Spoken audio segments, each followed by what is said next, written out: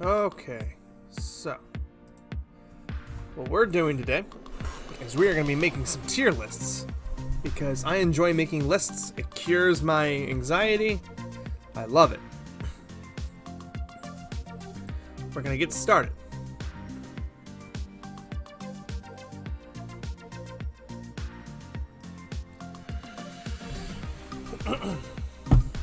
Okay. This first tier list is a tier list of Yugi's monsters. Yugi's monsters from the original anime of Yu-Gi-Oh! I'm looking over this for the first time. I only took a glance at it before.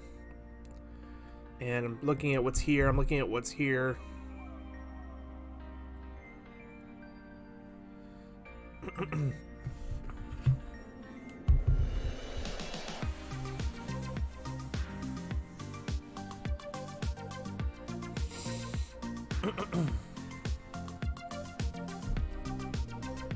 Okay, a lot of interesting like I'm seeing the skilled white magician here. I forgot he had that for some reason. Like I know it turns into Buster Blader, but forgot he had it. Skilled dark magician. Electromagnetic turtle, the one turtle he used like once. Forgot about that. Okay. So some of these are Yugi's monsters, and some of these are the Pharaoh's monsters. So this is a little, this is screwing with my OCD a little bit, because some of these are Yugi's, some of these are Atem's. But I'm just gonna look at this as a pool of monsters, and just say, let's judge these monsters. Immediately, I'm just gonna put him right there, because, I have no regrets about that.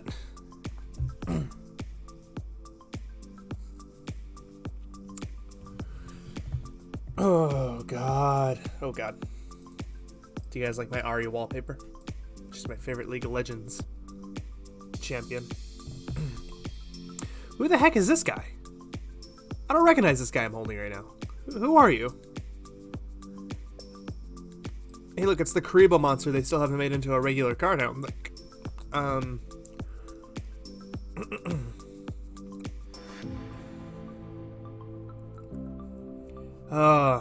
I'm overwhelmed. I don't know who to go for first here. Well, Giant Soldier of Stone is my bro. Let me tell you. I love Giant Soldier of Stone. He's going in the A for now.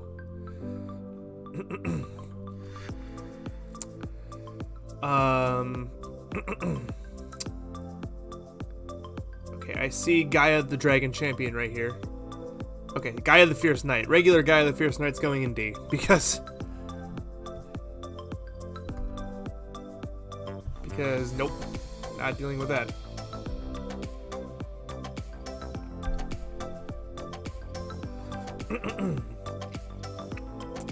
Gaia the Dragon Champion also is going in D, because Gaia the Dragon Champion doesn't make much sense as a fusion monster that's worth fusing, other than the fact that it's a special summon from your hand.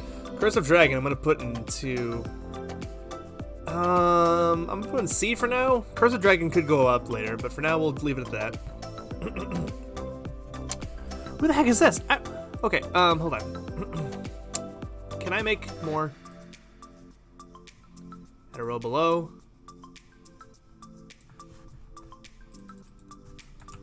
Who the flying...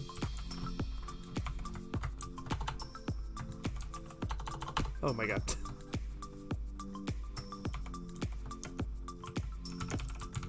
Okay. I know a lot of stuff about Yu-Gi-Oh, but I guess I don't know everything about Yu-Gi-Oh. Oh, who the flying F are these? I don't even know who those two are. So I'm gonna put them there. Both forms of Gandora, I'm gonna put into the B tier, because Gandora, the Dragon of Destruction, is pretty good. Swift Gaia the Fierce Knight's a better than Gaia, simply because of his ability. Because it's a really cool ability.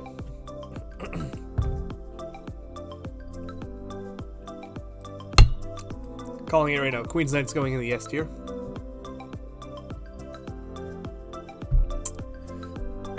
Witch of the Black Forest was like a Yugi monster for like a second. That didn't last long. Is this Toy Magician? Or is this Silent Magician? I think that's Silent Magician. I'm gonna put him in C. Komori Dragon, put that in C. Because Komori Dragon's cute.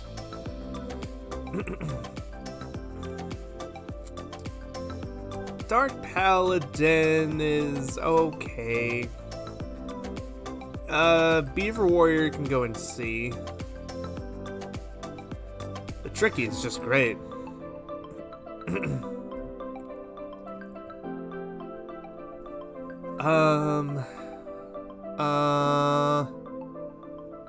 Blockman goes in S. I love Blockman so much. Blockman's my lovely. Celtic Guardian can go in D. One of those weirdos that didn't really care for Celtic Guardian. The Magnet Warriors can ride up there. Valkyrian can stick in D because Valkyrian shouldn't in real life Yu-Gi-Oh! Is not good. Oh, you are going in C because you're not terrible. I mean, you are terrible, but I love your design.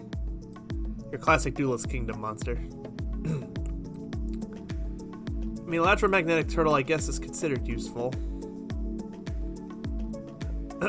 Big Shield Guardian can go in A with Giant Soldier of Stone. Dark Magician Girl, of course, goes in S tier.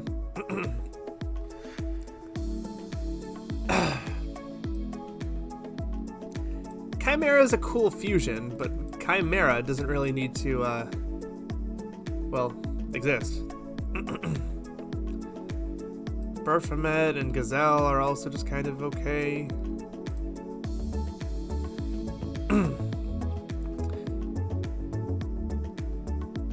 Blackluster Soldier is just great. Put him in A. Buster Bladers in A.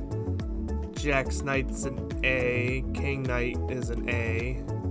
Queen Knight's a queen. She can stay in S tier all she wants. Jack and King's Knight can just suck it. Marshmallon's great. Love Marshmallon.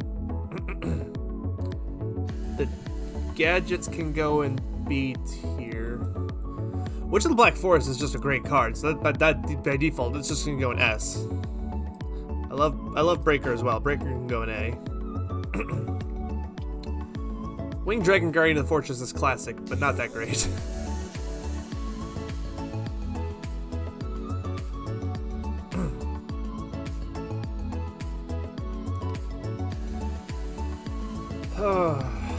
Mystic Elf can go in C. Mystic Elf can go in B. I love Mystic Elf. Catapult Turtle can go in C as well. I don't care for Curry Bandit all that much. I love this card. This card was cool in the anime. In that one duel he used it against, what's his name? In the Seal of Orichalcos arc. But I have to put you here simply... Okay. You're not a real card. You're not a card. You're just a monster he had once. I love you. And I want you to be real. I put you here if you were real, but you're not real. So you're going in B. Nice medium.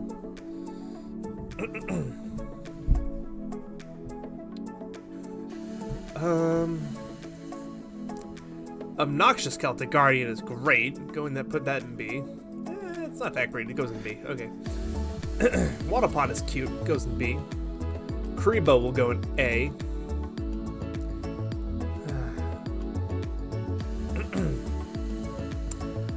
I mean, I get what Skilled Dark Magician and Skilled White Magician are all about. I just don't like them that terribly much. I understand they're useful objectively, but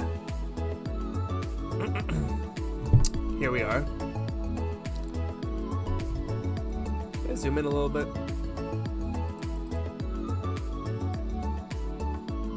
There we go.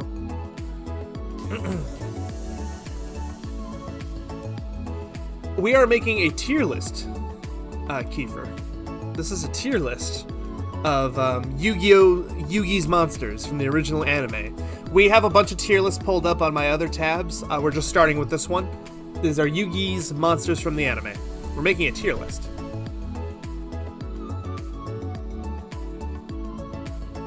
Muncie, this can be a tier master. A simp tier list.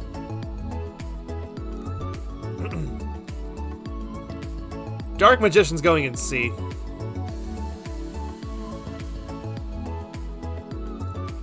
Archfiend of Guilford is going in A. Dark Magician of Black Chaos is going in A.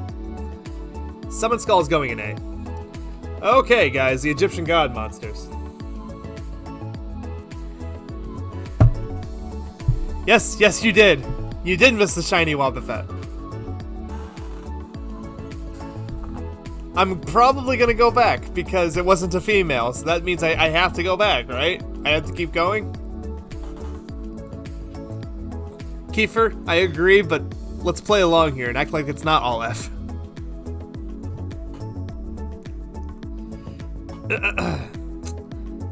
Winged Dragon of Ra is going in D. Obelisk is an S tier, and Slifer is an A tier. Why what, Kiefer? Why? Why what?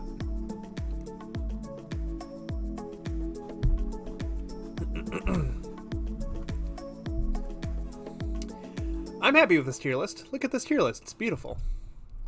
Winged Dragon of Ra is right where it belongs, down at the very bottom, along with Celtic Guardian, Valkyrian, Winged Dragon, Dragon Champion, Gaia, the YB Knight. Kiefer, it's rude to be mean to people. We need to learn to be nice, even to monsters. Okay, I'm happy with this tier list. Yugi's monsters. Queen's Knight on top, the Tricky, Block Man, Beta the Magnet Warrior, Alpha the Magnet Warrior, Gamma the Magnet Warrior, Dark Magician Girl, Marshmallow, Witch of the Black Forest, and Obelisk the Tormentor are all, yes, you do. Okay, guys, here we go. That was just getting started. That was tier list number 1. Here we go. Time to make a Zelda tier list. Oh boy.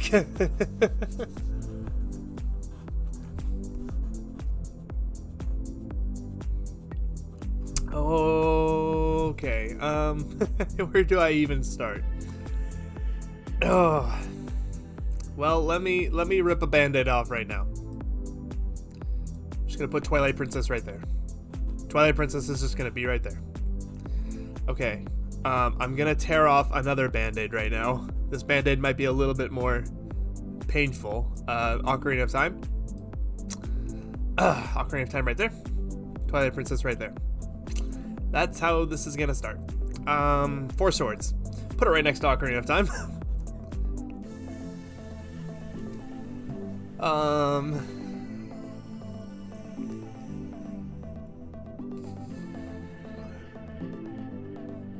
Oh boy.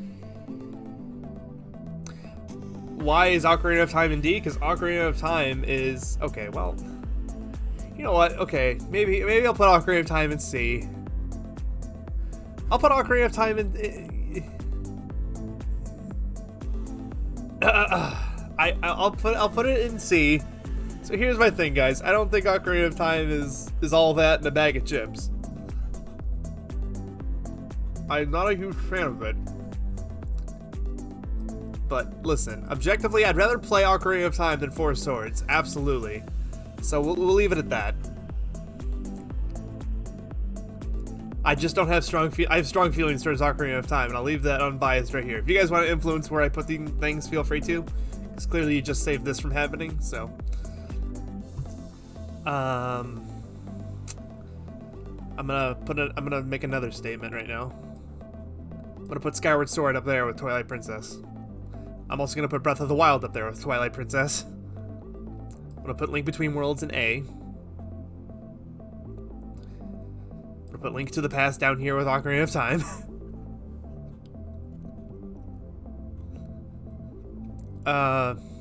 Phantom Hourglass, I'm gonna put that in A. Spirit Tracks, I'm gonna put in A. Actually, I'm gonna put Zelda Phantom Hourglass in B. Spirit Tracks in A. I like Spirit Tracks more than Phantom Hourglass. Oracles of Ages and Seasons, put those in B. Minish Cap, I'm gonna put in A. Majora's Mask, easy A. Majora's Mask is an easy A. Zelda 2 Adventure of Link, crucify me. It's going up there in the S. Legend of Zelda, the original, put that in B. Wind Waker, put that in A. Link's Awakening, A. Four Swords, put that in D. Okay. So, how do we feel about this? Twilight Princess, Skyward Sword, Breath of the Wild, and Zelda 2 in the S tier. And then Link Between Worlds, Spirit Tracks, The Minish Cap, Majora's Mask, The Wind Waker, Link's Awakening, all in A. Below that, meh. Kiefer, I know if it was up to you, you put Majora's Mask in S and then put everything below S. I feel good about this. Ocarina of Time's not a D. It's definitely a C. Four Swords is D. Anything Four Swords related is a D. Easy peasy. Yeah, I know what your tastes are, Kiefer. And then Skyward Sword would be down here in like D, and instead of it saying D, it'd say still sealed, not played. Okay. Well, this was a quicker tier list. But I feel good about this. I feel really good about this. Yeah, okay. That's the second tier list. Okay. Third tier list. This one might be a little bit more niche, but it'll be quick probably. Okay, we're doing one for Overwatch heroes. Yay. This will hopefully be quick. Hold on, I'm gonna rename these accordingly. D, put that in garbage. And then C, needs so much rework. There we go. So needs so much rework is, they can be salvaged, they just need to be reworked. Garbage means I'll always hate this character. Okay? Okay. Starting from the top. Soldier. Soldier 76. I like Soldier 76. Put him in A. A very solid, rounded character. Okay. Yeah, I like that. Orisa. Orisa! Oh my goodness gracious. She needs so much rework. Her shield right now, it's just so little for the game. She is not a viable tank at all. Sigma and Reinhardt easily overshadow her. She needs so much rework. It's not even funny. Zarya.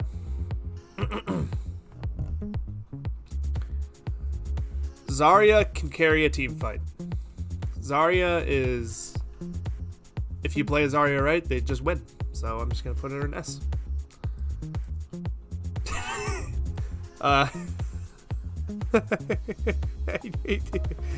Oh no.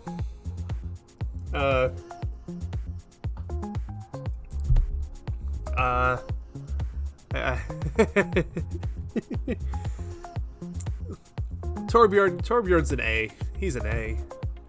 Listen, turrets aside, he's very useful. Sigma is easily an S. Sigma is the best shield in the game right now.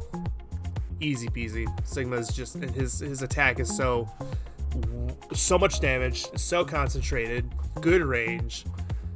He's just so sustainable. He's just great. Reaper. I'm gonna give Reaper a B. I put him in so much rework if his life steal was still as bad as it once was, but it is still pretty okay now. So I'm gonna put Reaper in B. Baptiste. I'm gonna put Baptiste in A. Baptiste is one of the best concentrated healers right now. He's got great sustain. He holds teams fights with his invincibility barrier. His ultimate is garbage, but his healing output is just so good. So it's hard to not like him at the moment. McCree, I would also say A. I suck as McCree, so bad. But he's so good if you just know how to aim with a controller or a mouse or keyboard. He's just so good. Ana, S. I love Ana. She's my favorite healer at the moment. I love playing as her. She just outputs so much healing, and her utility is great. No escape from encounters, but she's really good. Mei.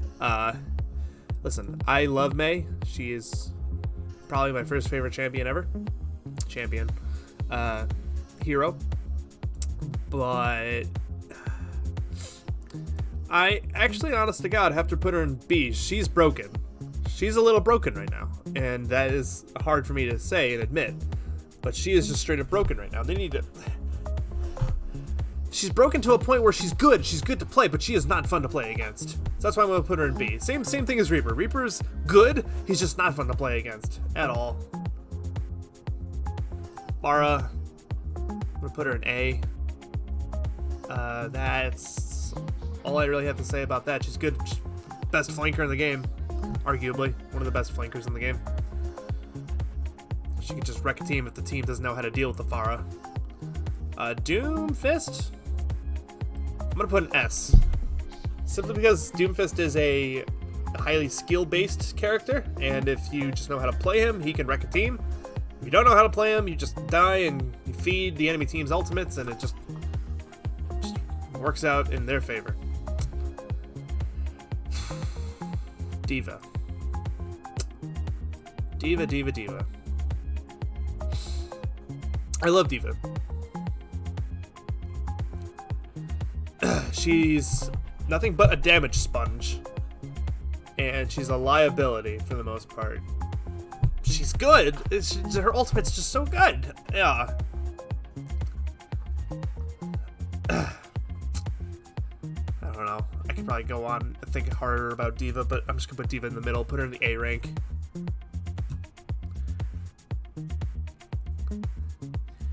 What's your take, Muncie? What would you... What's your take? What's eating at you the most right now?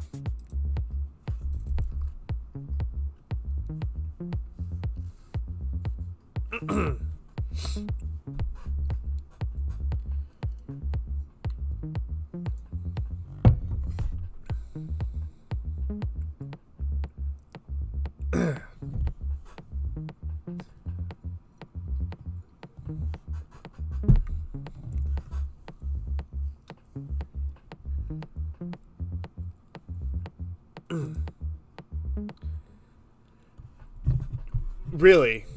Okay. I 1000% get the argument for Doomfist being in B. 1000%. I think he's very skill-based, and unlike Mei,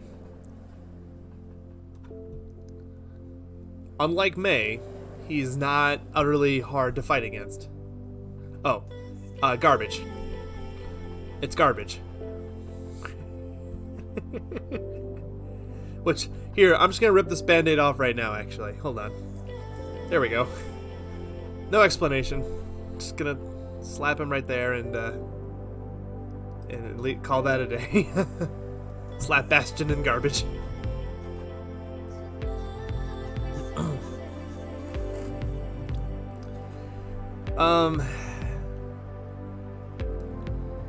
Wrecking Ball. Wrecking Ball is garbage. Wrecking Ball is garbage because Wrecking Ball, it's a damage absorber, does not output enough damage. His only good use is environmental kills.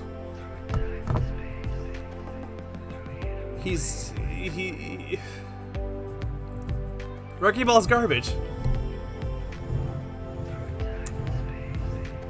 Oh, I was gonna put Ashe in S rank if that makes you feel better. Or no, I'm sorry, A rank. I don't know. Ashe does outplay McCree, doesn't she? Junkrat, S tier. Perfect damage output. You flank the opponent so well with him. If they don't see you coming, you just destroy them. Junkrat's an S. Reinhardt, I'm gonna put in A. I love Reinhardt, but sometimes it still feels like he's dealing with day one code. his charge still doesn't work as they intend. So Reinhardt, his charge, when you charge, sometimes it doesn't. People magnetize to you, and then you charge with them. But sometimes they just curve around him and just bounce off of him. Sometimes it just feels like Reinhardt's still running on day one code. Because they don't give a shit about fixing him.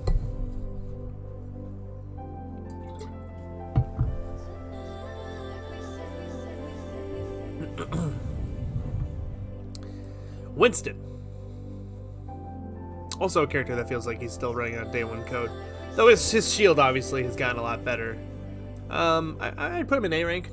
I play Winston a lot still. Zenyatta B. Zenyatta is made out of paper. And sometimes it just doesn't feel like his either healing output or his discord output for like damage.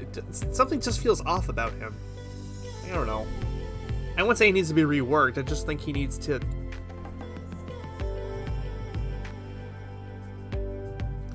It's hard to say. My feelings on Zenyatta lie on the same plane as Reaper and Mei, so I feel really good about that. Brigitte. Brigitte needs some rework because of her damage output is crap now, and her healing output is crap now. What's she good for? Other than very passive team fights where she's fighting but not really, because she can attack and then do damage. Yeah, Zenyatta did kind of get left behind, didn't he?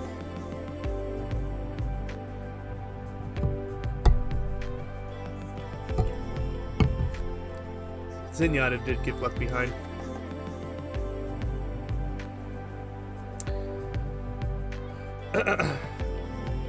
Echo. Echo is very, very good flanking right now. Same plane as Pharah. They flank equally as well, and then she just carries team versus team fight when she has her ultimate, because you just copy either the enemy Reinhardt or you copy the enemy Sigma, or really whoever their tank is. Copy their tank, you got 6v6, boom, you're set. You're just set. So Echo's really good. I would not put her at S rank simply because her hitbox is garbage. Like her hitbox is the size of a blimp. So she's very vulnerable in the air still.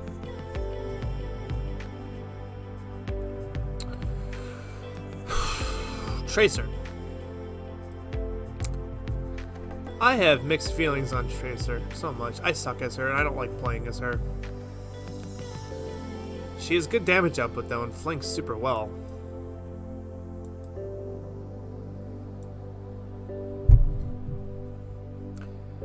I think I'm comfortable putting Tracer in A.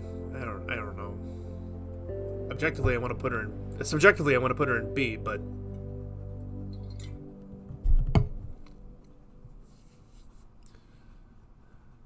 Ash.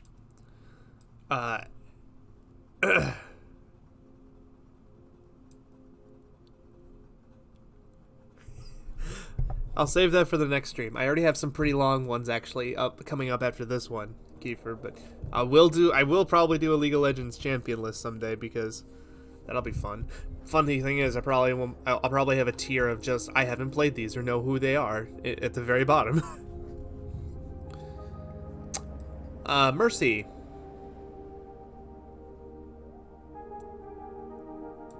I put Mercy in A because her healing is not as strong as Ana's, but, you know, a dedicated healer / reviver is just nice to have. Especially if you play her well enough and get bold with your revives. This tier list is garbage. I just want to reiterate, but this is just how I'm feeling, so I'm just going to put Mercy there. Sombra.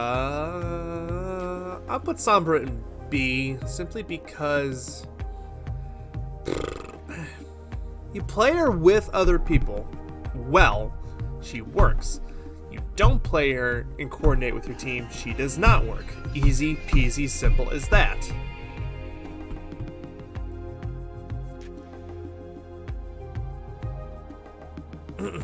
Yeah.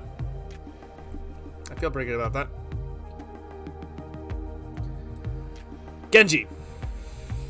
So they reworked Genji recently, and oh my freaking god. He is a menace.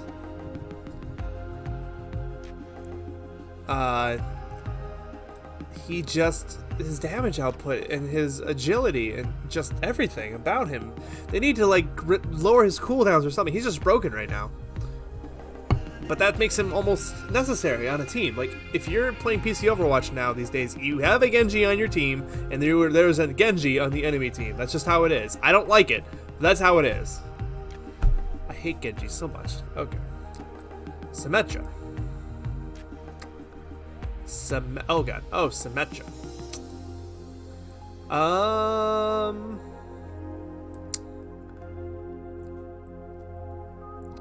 I like Symmetra.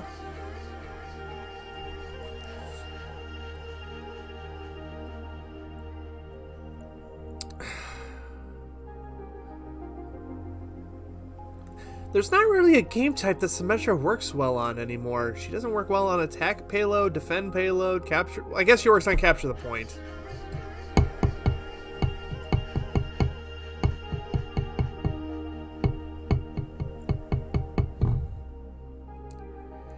I have mixed feelings about Symmetra. I miss old Symmetra that had the moving shield. That Symmetra was brilliant. And I didn't care about her teleporter that much, and I still don't think her teleporter is that huge of a deal now. Then again, if you combine Symmetra's teleporter with ultimates, like Diva's ultimate, that's really good. It's a huge surprise. I'll put Symmetra in A for now. Hanzo.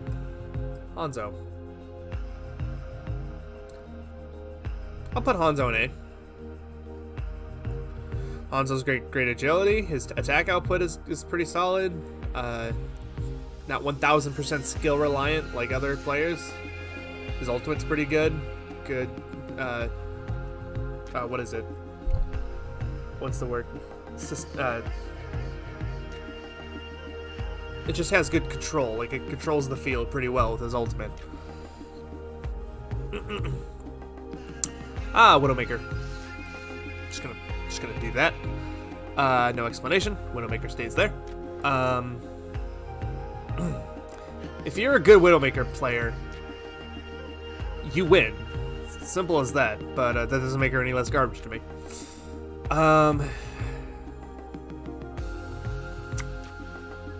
Okay, Moira. Moira was the healer like a year and a half ago. Like, oh my goodness gracious, her healing output was amazing. Her orbs were amazing. Now her healing output's not... like, they lowered it, I think, if I remember correctly. It's not as good. Still has good sustain, but I would not put her as good as Ana now. Like, a year and a half ago, Moira, up here. But now that they've lowered her healing output, I'm just gonna put her in A, I guess. Roadhog. You know what? I'm only unhappy with Roadhog in the sense that people either play tank and then always go Roadhog without saying, hey, do we need a shield tank? That's the only thing that kind of upsets me. And then Roadhog is just a damage sponge, and he could do that because he can heal, and then healers can sustain him, but he's just a glorified DPS with a lot of HP at that point. And I don't know how I feel about that. I'll keep Roadhog in A once again. Lucio. My initial thought is putting him in S rank. Because he's got a lot of CC. He's got great sustain. His agility keeps him alive. He can hold a point like nobody's business.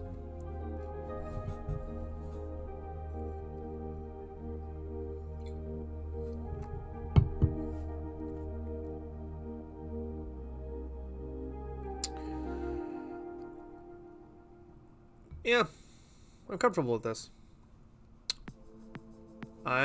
this. Again, to reiterate, garbage. We have Bastion, Widowmaker, Wrecking Ball.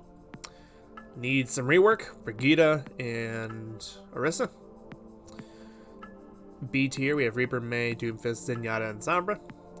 A, we have Soldier, Symmetra, Torb, Hanzo. Baptiste, Moira, Roadhog, McCree, Pharah, Echo, Diva, Reinhardt, Winston, Tracer, and Mercy. And S tier, we have Zarya, Sigma, Ana, Junkrat, Ashe, Genji, and Lucio.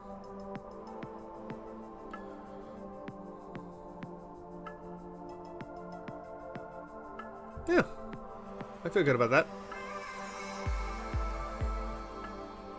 Any last minute complaints from anybody before I move on? Because I'm sure some people might be holding their tongue.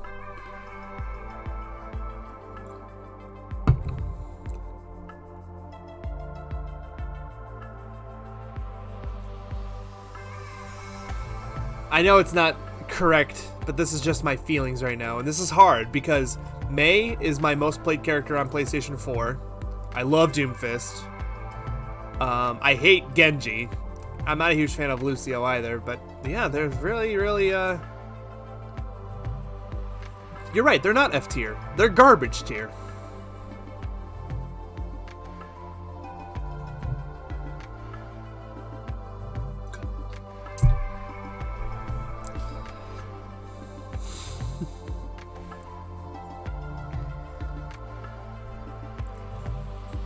You're right. They're probably not F tier / garbage tier, but this is just how my mind is processing this right now.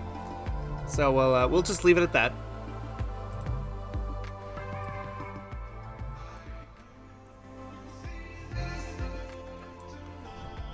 I do play Hammond. That's the thing, Muncie. I do play Hammond quite a bit. Ask my friends, much to their chagrin. I have so much CC as him. I love him. I love him. But he's garbage. I love him. But he's garbage. Anyway, we'll leave it at that. That was tier list number 3.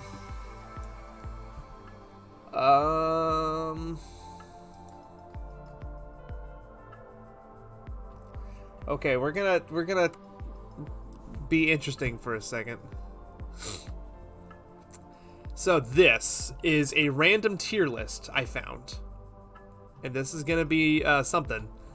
This is just a list of 100... Widowmaker is... The reason why Widowmaker is garbage, Monkey, is because everyone wants to be good at Widowmaker. But they're not. And people keep insinuating that they have to be as good as they are, or can be. Anyway. Where am I going? Presentation mode. There we go. Okay, so I found this random... Yeah, that does sound like life. So.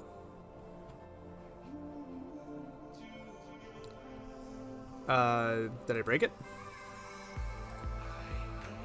Oh, okay, there we go. Okay, so this is an interesting thing, guys. I found this thing on the Tier Maker forums. It is just a list of 100 great video games.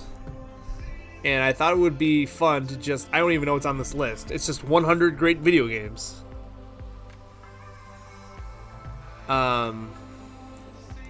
So, naturally, as a gaming connoisseur such as myself that owns around $1.50 worth of video games, 1,500, something around there, I thought it'd be fun if I showed you guys my opinions on these 100 great video games.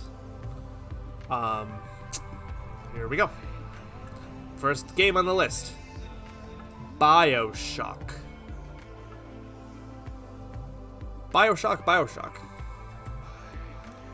And I could change these later. BioShock is great. BioShock is very good.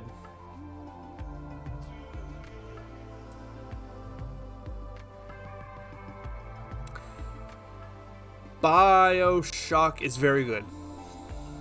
Yeah, I feel good about that. BioShock is very good. Ooh, Castlevania Symphony of the Night. Ooh, the original Metroidvania game.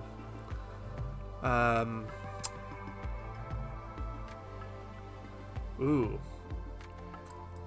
that's great. That is great. Castlevania Symphony of the Night. Yeah, I feel pretty good about that. Well, yeah, no, I feel good about that. Castlevania Symphony of the Night is great. Fallout New Vegas. Fallout New Vegas.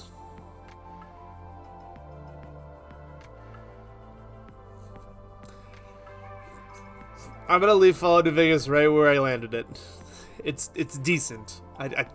It's not my favorite Fallout game by any means. In fact, it's probably my least favorite. Fallout New Vegas, then 3, then 2, then 4. If Fallout 76 is on this list, guess where it's gonna go? Anyway. Half-Life. Half-Life.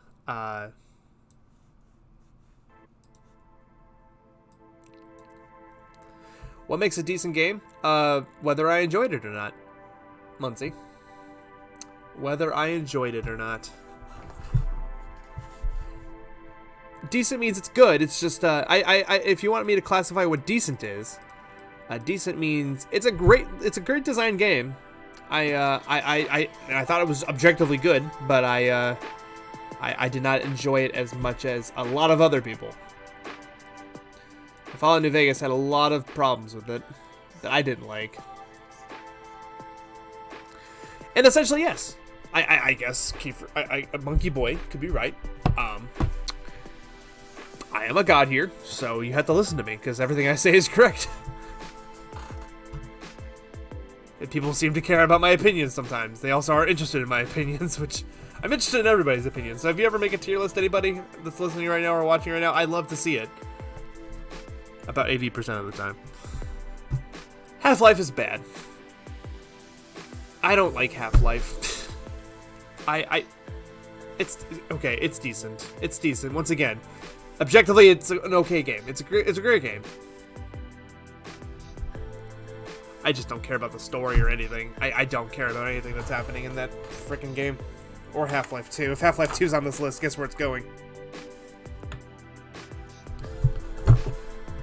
Okay, next up. Street Fighter 2. Street Fighter 2. Street Fighter 2 is very good. No one clip what I just said. I don't remember what I just said, but don't clip it, whatever you do.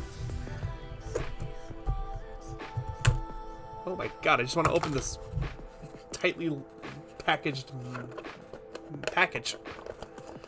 Okay, Street Fighter 2 is very good. I love Street Fighter 2. I grew up with Street Fighter 2 on the Super Nintendo.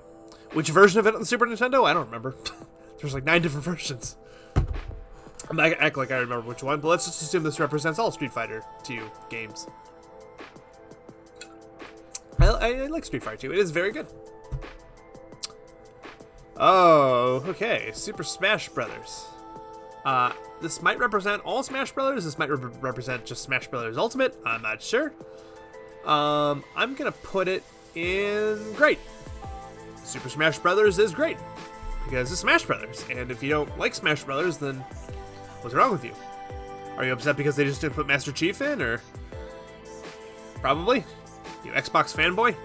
Okay, I'm gonna just put Smash Brothers in great. I don't think that warrants an explanation at all. Team Fortress 2. You know, I was one of those people that never really got Team Fortress 2. Which is funny, because I love Counter-Strike, I love League of Legends, I love Overwatch. Which Overwatch is the new Team Fortress 2. So...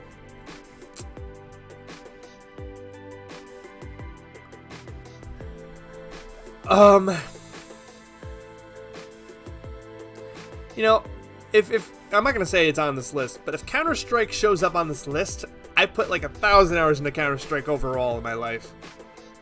I'm comfortable saying Counter-Strike is bad. As a result, I think I'm gonna say that Team Fortress 2 is now bad. Until Dawn. Ooh. Ooh.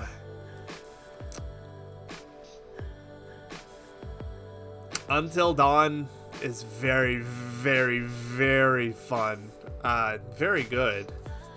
It's possibly my. I don't know if it's cinematic games like Heavy Rain, Beyond Two Souls, Fahrenheit, Hidden Agenda, Until Dawn. Heavy Rain is still my favorite out of all the cinematic PlayStation games that exist out there. But Until Dawn is still very good. I'm gonna put it.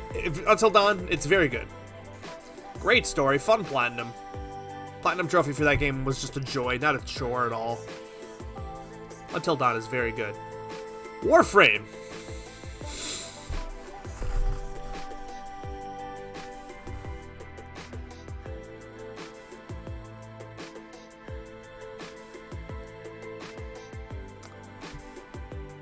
Are you talking about Warframe or Until Dawn, Monkey Boy?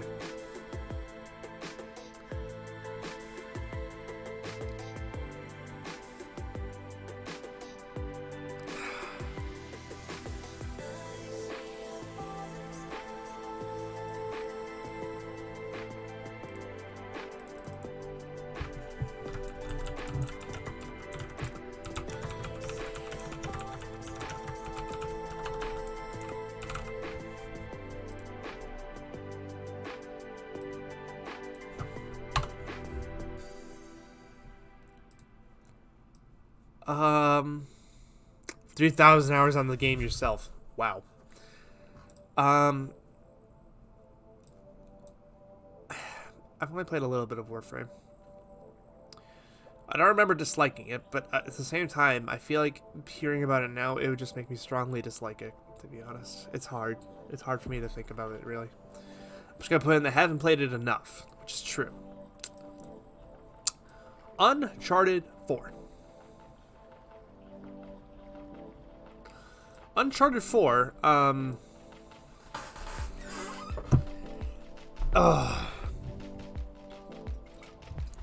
Uncharted 4 is not my favorite Uncharted game. My favorite Uncharted game is Uncharted Lost Legacy, which is literally a glorified standalone expansion pack for Uncharted 4. My bar for Uncharted 4 and Naughty Dog games, for that matter, are not that... My bar is high for them, in the sense that they don't really knock my socks off as much as other people get their socks knocked off from Last of Us and whatever. So it's up there. The bar is way up there. Uncharted 4 is really good, but it's still not that good. So I'm gonna put it in good. Uncharted 4. I love it. I love my time with it, but it's still not my preferred game. Like in general, out of this general list of games, I'd still say Uncharted 4 is in the middle. It's not amazing to me, but it's not bad. It's not bad at all. Yakuza. Is that Yakuza Kiwami 2? If that's Yakuza Kiwami 2, I have not played it. The only Yakuza game I've ever played is Yakuza 4 on the PS3. So I'm going to put Yakuza Kiwami 2 down there and have not tried the game. Battlefield 1! Oh my god. Battlefield 1 is a game that 1000% surprised me. Because I did not care about any Battlefield game other than Battlefield 3 a little bit because of the 64-man battle thing. But Battlefield 1 was great, and no one's playing it now. No one's playing Battlefield 5 even, from what I've gathered, but Battlefield 1 was fun. It was designed so well around the World War I theme, I think it was, based around. It was so fun. Just the medic mechanics, the map mechanics, it just all worked so well. It was so fun. So Battlefield 1 is a very good game, based on that metric. I don't care about any other Battlefield game, other than Battlefield 1. Tony Hawk, Pro Skater 2.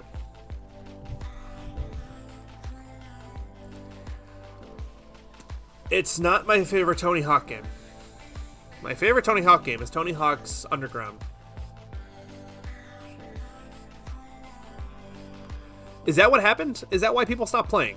Because the paywalls for DLC? I didn't realize that was a thing. I just tried joining a match one day, and it took literally 45 minutes to find 3 people in one server. No one's playing it.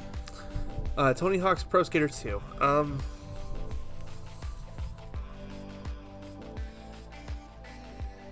favorite Tony Hawk game is Tony Hawk Underground, but Pro Skater 2, it's the same thing. It really is the same thing, just at a lower resolution, and it a lot more customization, arguably. I'm gonna put Tony Hawk Pro Skater 2 at good. It's fun. I like it. Skating games are not always my favorite games. Kind of like how Uncharted 4 Naughty Dog games aren't always my favorite, so I have no quarrel putting them at good.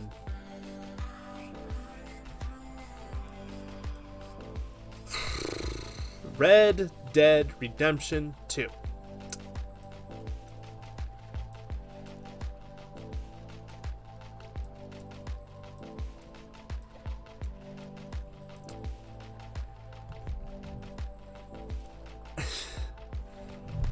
Red Dead 2 had a great story.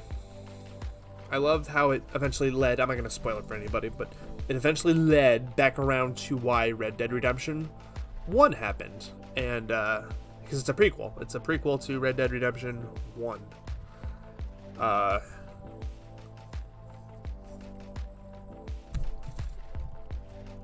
And I'm happy it exists.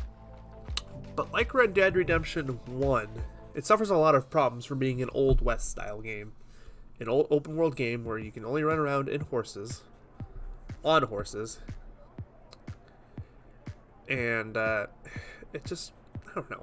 It's good, but it's not.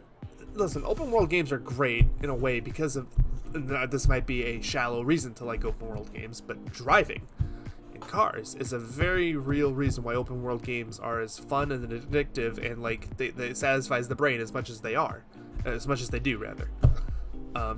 Almost certainly, because I don't know, there's just something running around on a horse that just doesn't satisfy the brain juice as much as it is driving around in a car. That's a very shallow reason to not like Red Dead as much as any other open world game, but that's just me. It's good. I'm gonna leave it in the good. Red Dead 2 stays in the good. Oh no. Dota 2. Okay, well, Dota 2,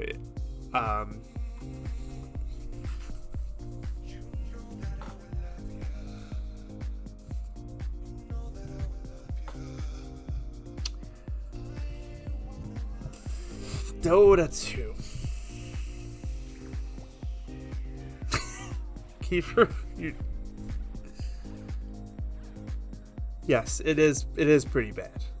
But how bad? That's kind of where what my brain is processing. It did a couple of things better than League of Legends.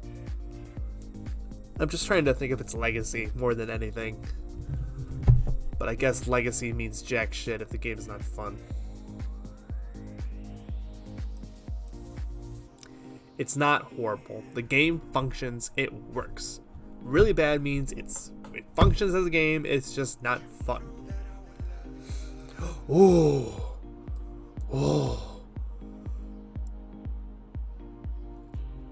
And I know that's why I'm saying that it did do a lot of things better than League in a lot of regard, because it did do it first. But I recommend watching the Deadlock on Dota 2 versus League of Legends on YouTube if you have free time, because it really does put things in a few perspective for you on those two things. Fire Emblem. Oh, I'm sorry. I got distracted by Fire Emblem. Fire Emblem. Okay. This is the first one we're taking a little seriously now.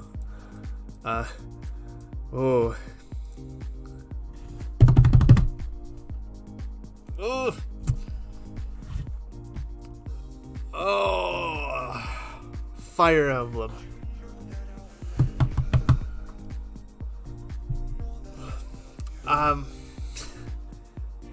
So I'm gonna leave Fire Emblem Three Houses in the masterpiece category for now, and I will knock it down if something else that is rightfully more so a masterpiece comes along and puts it in perspective for me that Fire Emblem Three Houses can be knocked down to amazing. So for now, Fire Emblem Three Houses will be stuck in the masterpiece section. Halo Reach. Ooh. Okay. I think I'm gonna make this a bit more brief. Halo Reach, the multiplayer was so freaking fun.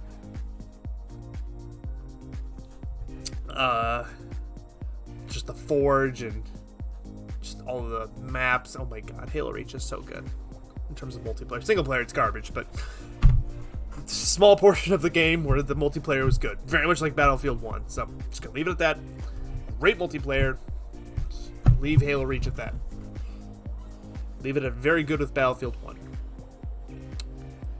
Sonic Mania. Sonic Mania.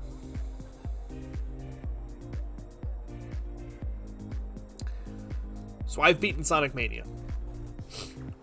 It really is just Sonic 4 is what it is. Even though Sonic 4 exists and it's just bad. But Sonic Mania really is just Sonic the Hedgehog 4. And it works really well. However, I think the reason why I love Sonic 3 and Knuckles and Sonic and Knuckles so much is because maybe I'm nostalgia blinded. And when something comes along and tries to replicate nostalgia, I just don't know if it's as charming to me as much as it's charming to other people. I really don't. So I like Sonic Mania, but it's been what 2 or 3 years since it came out, and I've just not felt the itch to replay it, or I haven't been. Oh, I never thought to myself, oh, remember that boss or level? It was well designed. It's just maybe I just want more. I don't know. It left me wanting more. So I'm gonna put it in the good category. Put Sonic Mania in the good category, and just and leave it at that. Yeah. Okay. I'll leave it at that. Hat in Time. Shoot. A Hat in Time. Okay, so A Hat in Time. A 3D Super Mario 64 Banjo-Kazooie-esque platformer. I have watched several videos on, but I've never physically played it myself, nor do I own it. A game I want to own, but I don't. I feel like I know enough to make an opinion on it, and it would be a good opinion, but I don't think I can. I don't think that's fair. So I feel like I have to put it down in the I have not tried it, because if I play it and the physics, the 3D world physics are not as good as my brain believes it is, then that's the false positive on my feelings. Batman Arkham City. My favorite, as well as I'm sure a lot of other people's favorites, Batman Arkham game. It's builds upon Arkham Asylum in every best way possible. It's better than Arkham Knight simply because I feel like Arkham Knight is just kind of an expansion of Arkham City. The foundation of Arkham City is phenomenal, and Arkham Knight literally just built upon that. And Arkham Origins just kind of exists in the corner because it wasn't made by the same studio. But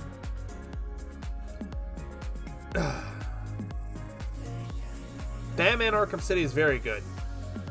And I think I'm okay with leaving it in the very good section, actually, because it's not the best game ever played. I think I prefer Spider-Man PS4.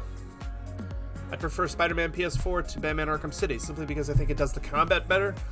It's more pleasant to look at because it's brighter, because Batman Arkham City is just like dark city, everything's black, ooh. So, because of that, I mean, Arkham City's not bad, it's just... I feel like my thoughts are just kind of jumbled up right now. And I'm not sure if they're coming out properly into words. So I'm just going to leave it at that. Batman Arkham City is just very good. I love it. Combat system's great. Story's great. The way that ends is like no one expected it. So, yeah, I'll leave it at that. Jungle Party. Yes, Jungle Party. The famous Jungle Party that everyone knows. Good old Jungle Party.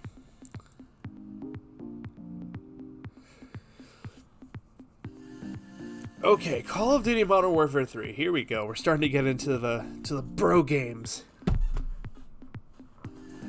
Starting to get into the bro game territory. I mean, as if we haven't already with Halo Reach and Battlefield and Batman and BioShock and all that fun shit. But this is like really starting to feel like it's a bro game. I just want to open this package that's been sitting in front of me forever. I just want to open it. This shipped from Europe, and oh my god, they sealed this thing tight. Okay.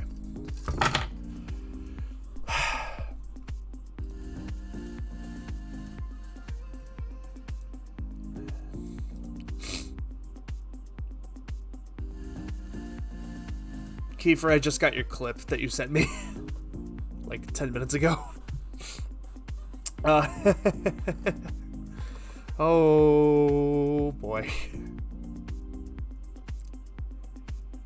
Call of Duty Modern Warfare 3. It's good. I know you're not sorry. Anyway, it's good. This is coming from a guy that... So Modern Warfare 3 was the last Call of Duty game that I actually bought, like, within the realm of it coming out. And I'm like, I want to play it for the story, because Modern Warfare Trilogy had an okay story. And to be honest, I think it's just saying it's decent, actually, is good enough for me. Because it finished the story okay, you know? And I'll leave it at that. I have no opinion on the multiplayer. I did not play the multiplayer at all. I just played through the... I just played through Modern Warfare 3 for the story. I played it on veteran difficulty, and that's it. So it's decent. They are cookie cutter. This is basically... Modern Warfare 3 is when I had my wake-up call, and I was just like, never mind. I'm done with this series. Oh, this is a more recent game. Crash Nitro Fuel. So I actually did get Crash Nitro Fueled for Christmas last year, and I played a solid 4 or 5 hours of it. I got like a couple of worlds in. It's very hard for me to play any kart racing game that's not Mario Kart, and I know Crash did a lot of things better. I know Crash Team Racing and Crash Tag Team Racing did so much better than... so many things much better than Mario Kart back in the day. And they did things first, like the drifting and the boost when you land on a jump and all that fun jazz. It pioneered a lot of that. But it's really hard for my Nintendo-ass brain to play a kart racer that's not Mario Kart. Like, it's really hard. I can play other racers. Like, I can play Kirby Air Ride. I can play Sonic Riders. I can play Sonic R. I can play Pokemon Dash. I'm gonna put Crash Team Racing in the good category. It's better than decent. It's good. What's next? Mass Effect 2. Okay. Mass Effect 2. Mass Effect 2 is my personal favorite Mass Effect game. And,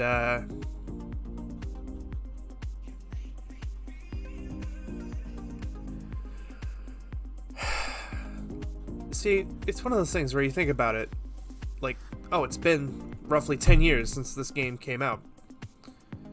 And to be honest, I've never felt compelled to go back and play a Mass Effect game. Or Dragon Age game, for that matter. So my opinion on Mass Effect over time, and then BioWare at that, because they made Anthem and ruined their company's reputation. Mass Effect 2 is good, but it's not an aged well game for several different ways. It didn't age well graphically, it didn't age well gameplay wise, story wise it aged well, but not the other two categories, and that's 2 out of 3 very important categories. And it's just not a game that's aging well, as far as I can tell. So I had to leave it at good. Okay. Next game. Final Fantasy VII.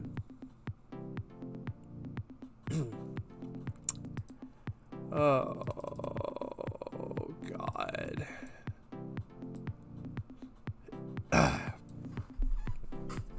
Final Fantasy 7. So Final Fantasy 7 is not... Oh yeah, good thing Mike is not watching. I'm gonna hurt somebody somewhere. Final Fantasy VII is not my favorite PS1 Final Fantasy game. In fact, it is my least favorite Final Fantasy on the PlayStation 1. I like 8 more than 7. I love 9. I love Final Fantasy Tactics. Final Fantasy Anthology was really good. But Final Fantasy 7. 9 is my favorite too. Out of the PlayStation 1 era Final Fantasy games. I have no nostalgia for Final Fantasy 7. Even when the remake came out, I was already tired of it. I own the remake. But I guess this isn't about the remake. This is about specifically the original, based on this art. I'm going to put Final Fantasy VII in the decent category because it did pioneer a lot of things for the Final Fantasy series. It pioneered better graphics. It pioneered better storytelling. It pioneered decision making, the materia system. It did a lot good for the Final Fantasy series. But it's not... It has a lot of... I don't want to discuss it, but it's got a lot of flaws. A lot of faults.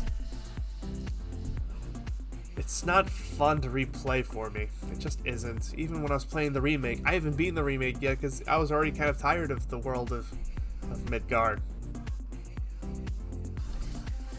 I'm just going to leave it at that. Final Fantasy VII is decent. Next. Watch Dogs. Watch Dogs 1, to be exact.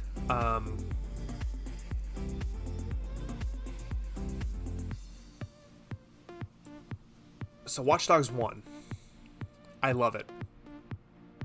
I actually just replayed it recently, about 6 months ago. And let me tell you, this game holds up well. I think it holds up well in terms of story. I think it holds up well in terms of gameplay. I think it's better than Watch Dogs 2. It's very fun to play. This game is just, it brings a smile to my face to play Watch Dogs. It just does a lot of things right. Does a few things wrong, but does more good than wrong for me. A lot of people discredit it just because, oh, it's a cookie-cutter Ubisoft open-world game. It's Assassin's Creed, but it's in modern times with technology. And I'm like, no. No. They cared. They cared when making this universe. They really did. So I'm going to put Watch Dogs in very good. Yeah. I'm comfortable with that. Uncharted 3.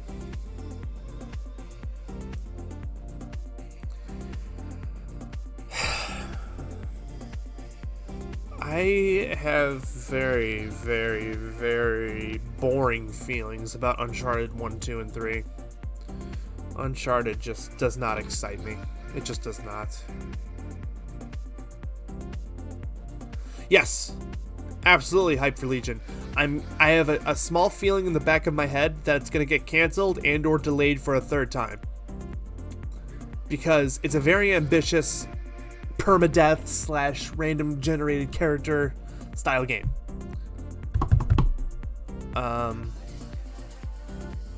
So yes, absolutely I'm hyped for Legion. Especially after the disappointment that was Watch Dogs 2.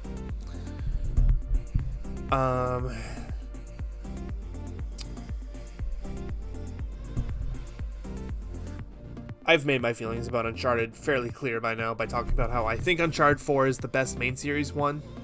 And even then, my bar for enjoying the game is very high, so Uncharted 4 being my highest is already like down here when the bar is way up here. So Uncharted 3, I'm just gonna put Uncharted 3 in decent because it's good. It plays well, but it does not excite me at all. Metal Gear Rising Revengeance. I love this game. It's made by Platinum Games, same guys that did the Bayonetta games. A co-designed by Platinum Games. in conjunction with Konami, and it's very fun. It's a very well designed game. I have very fond memories of this game. That being said, I don't think it has. Well, it's aged well. I would say it's aged well. It looks great for an Xbox 360 game / PS3 game, whichever version you may or may not have. I think it's very, very cool. Just the art style, the Raiden, he looks amazing in that game. Just, yeah, that's all I'll say, really. It's a very niche game. I feel like I'm the only one that bought and played it. Metal Gear Rising: Revengeance. I bought it day one at GameStop. I remember it was like 8 years ago. I pre-ordered it, and I was the only one that pre-ordered it at my GameStop. And I was there day one when the GameStop opened. I was like, I want my copy. He's like, okay, here you go. You're the only one that pre-ordered it. I'm like, okay. And I went home and I played it for like 8 hours, and I'm like, oh, this game is so good. Because it's made by the same people that did Bayonetta and Wonderful 101, and oh, it's so good. I'll put it in the very good category. It's a guilty pleasure, that game. Bloodborne.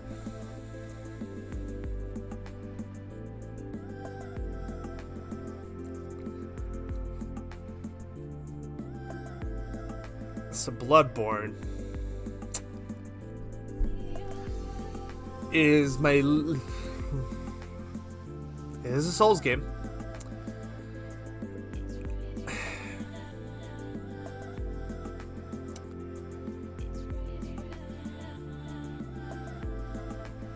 I love watching people play these games, the Souls games, and I like Dark Souls 3. Dark Souls 3 is my favorite Souls game.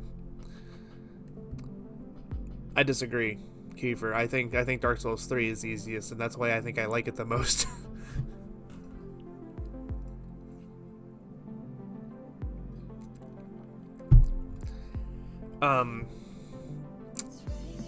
Bloodborne is good. The thing that Bloodborne do great in terms of the mechanics, the guns, the focus on the battle system, how it's more so about being aggressive than anything, and then just the setting, the gothic setting, it all works together so well, and I think it's good, but it's not my favorite Souls game. I know a lot of people that say this is their favorite game of all time, let alone their favorite Souls game, but for me, it's not my favorite Souls game. I wanted it to be. I bought it like day one and expected to like it a lot, but I just didn't.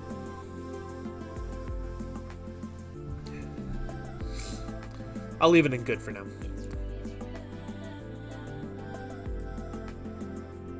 We have another contender, ladies and gentlemen. Metal Gear Solid 5, The Phantom Pain. This is my favorite Metal Gear Solid game. I love it. It does everything right. I replayed it in the last year. Since I played it back in 2015, I replayed it again in the last year, and like in January or December, somewhere around there. And oh my god, it's just so fun. At the open world, the stealth is so good. The gameplay, the story, your base, your team, the way you can customize what you can do. It's so good. It's one of the best open world games ever. And I'm putting it in Masterpiece. I am comfortable putting it in Masterpiece 4 now.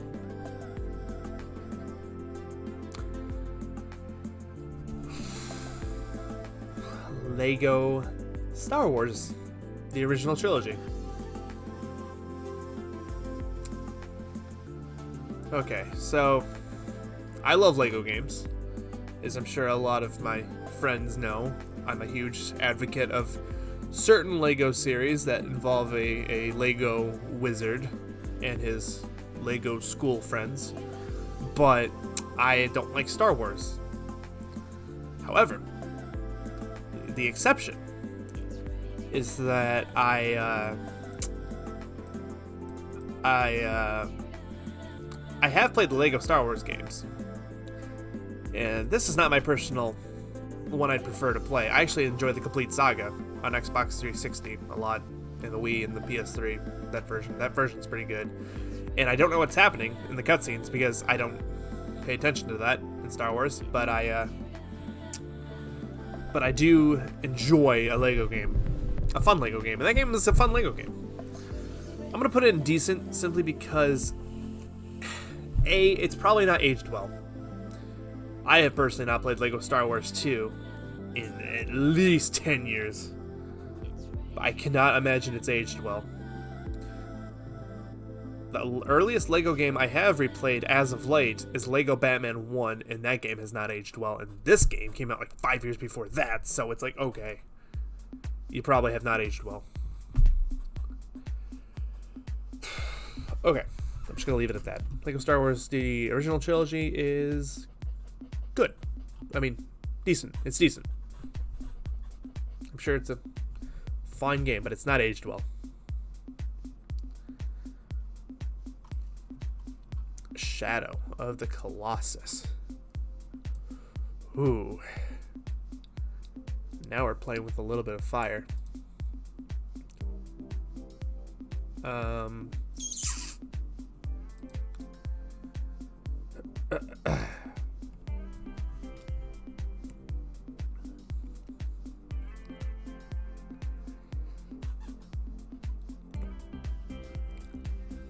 I really like Shadow of the Colossus. It's my favorite Team Ico game. It is my favorite Team Ico game, without a doubt. And it's kind of funny, because my relationship with Shadow of the Colossus was, I played the PS2 version, and I was just like, okay, this is objectively a great game of story, blah, blah, blah. But I was never like, this is fun to play, because I personally think the PS2 is a very flawed system with a flawed controller, with a flawed engine where the games don't run well. And Shadow of the Colossus on PS2 does not run well. It does not run well at all. PS3 version also did not run well. It looked better by a bit, but it did not run well. And then the PS4 version came out of Shadow of the Colossus, and all of my problems with the game were fixed. It played well. It controlled well. It felt good. And that was all I needed, so because of that, I'm going to put Shadow of the Colossus in amazing. It's amazing to play. I just got the platinum on it back in December, I think. So, like 9 months ago. Yeah, I feel good about that. I feel good about that. Let's go. What's next? XCOM 2. So, I love XCOM Enemy Unknown. I've put a lot of time into XCOM Enemy Unknown. XCOM 2, from what I hear, it builds upon XCOM Enemy Unknown in every possible way, and it improves it, kind of like what Fire Emblem Fates did with Fire Emblem Awakening. But as I just clarified, I have played XCOM Enemy Unknown. I have not played XCOM 2. I own it digitally on my PlayStation 4 system, but I have not played it yet, so I have to put it there because I'm an idiot.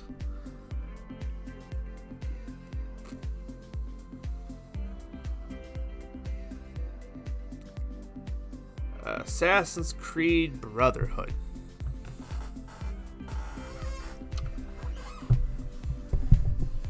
Assassin's Creed Brotherhood is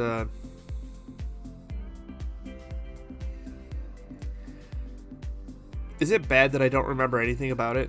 I've beaten it. I've beaten it on Xbox 360. I own it on PS3 and PS4. I own 3 different versions of this game. I've beaten it once. I remember nothing.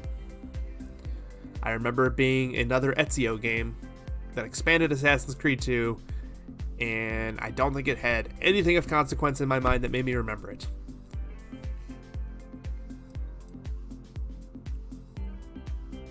I'm going to put Assassin's Creed Brotherhood in bad, because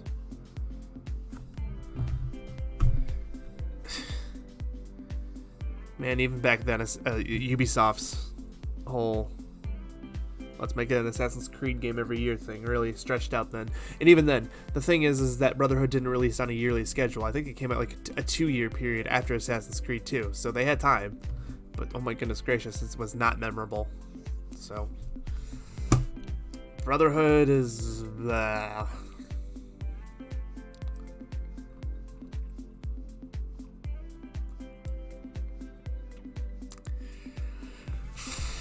Grand Theft Auto 4.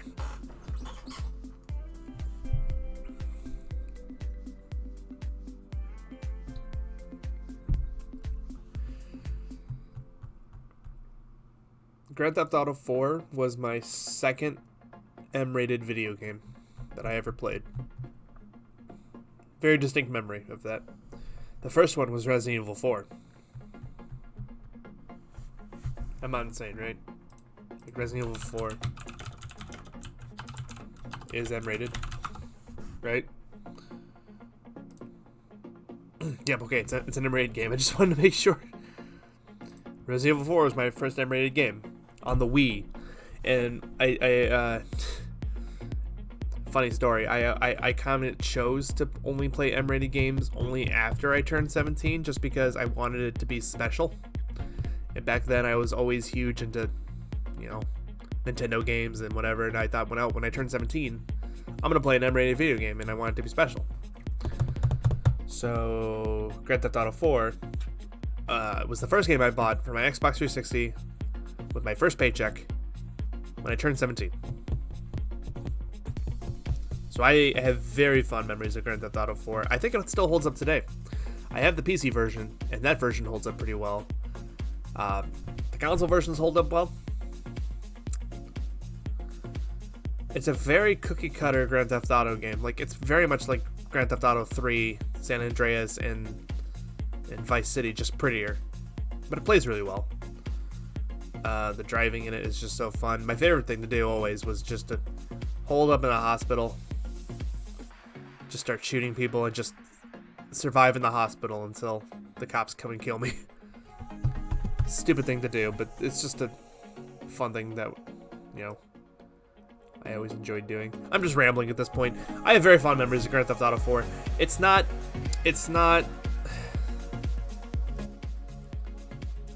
I'm just going to keep it in very good. It's weird. I love Grand Theft Auto 4, but I don't think it's worthy of being great or amazing or masterpiece. So I'm just going to leave it at that.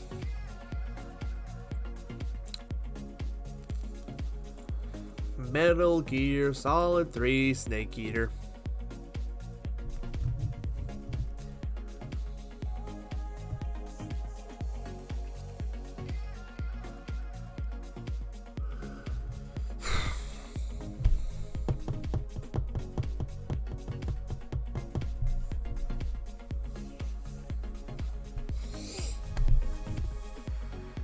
You know what my biggest gripe is with Metal Gear Solid games?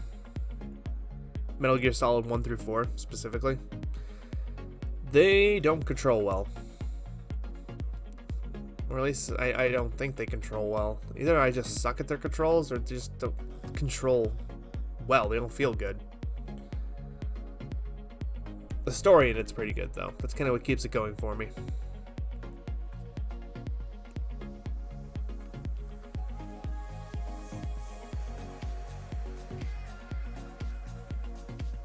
That being said, if I were to judge the Metal Gear Solid games based on story, I think I'd be a bad judge of characters, because even then, the story is very convoluted. I'm gonna put Metal Gear Solid 3 in good, just because it's really hard for me to go back to any other Metal Gear Solid game after Metal Gear Solid 5. That game is just amazing.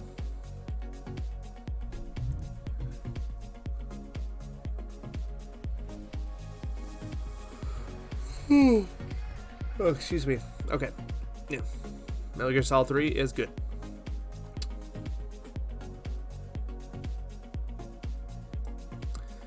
Assassin's Creed 4. Black Flag. There's a lot of Assassin's Creed games here, aren't they? I can tell. Aren't there?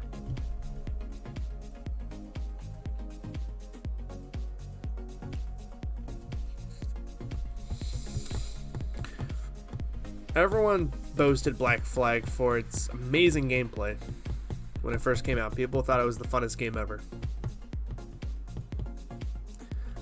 I thought Assassin's Creed 3 was the best one. I thought it was a really good Assassin's Creed game. And 4 was the first one after they said, hey guys, we're going to make Assassin's Creed a yearly release now. And it made me a little sad. It really did make me a little sad because it existed that way. Because Assassin's Creed 3, it felt like it took like 3 or 4 years to make. And I felt like that the production value was there. And it was very well crafted. I don't feel that way with Assassin's Creed 4 Black Flag. I mean, I think it's a very well designed game, and I think the pirate gameplay, the ships is cool. But how long has it been? Like 8 years? 7 years since it came out? I don't think it's aged well. I just happened to get... What just happened? Okay. We're fine. I just... My opinion on Assassin's Creed games has grown sour.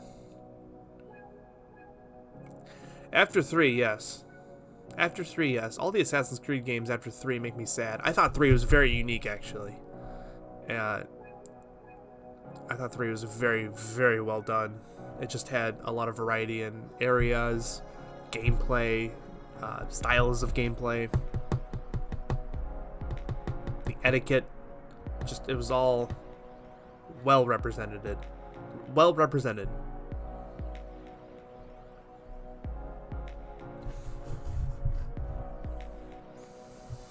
Okay. I'm just gonna put it in bad, just because it's left a sour taste in my mouth after all these years. Smite. Kiefer, how do you feel about Smite?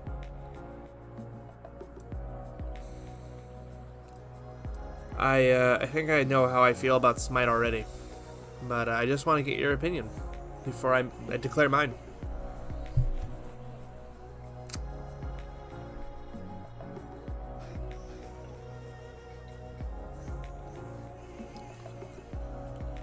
You know what, I agree with you, but I'm going to make a slight change. I'm going to put Dota 2 in horrible. I'm going to put Smite in really bad, because here's the thing. My opinion of Smite's a little bit better than Dota 2. I actually think Smite's actually pretty okay-ish, but at the same time, there's very little you can do with a third-person League of Legends without copying League of Legends, and then Dota 2 is just unoriginal garbage. Not unoriginal garbage, that's incorrect. It's bland garbage. It's bland garbage. Smite's at least not bland. So, I'm going to move Dota 2 down to horrible, and then Smite's really bad. Doom. 2016 Doom.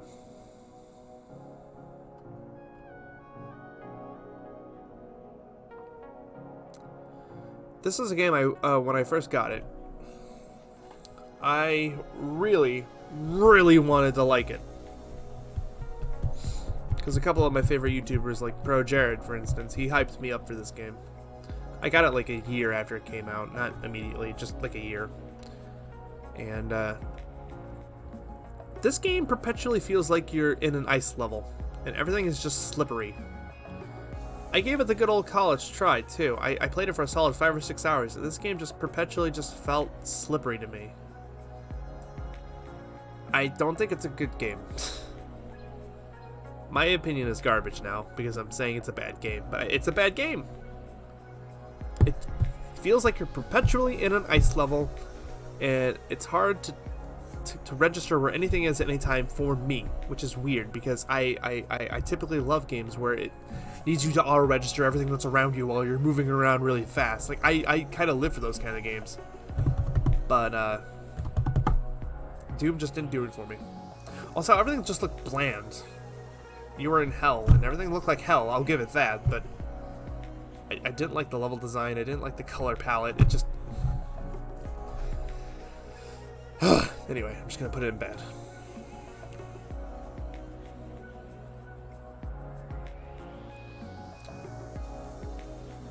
Borderlands 2.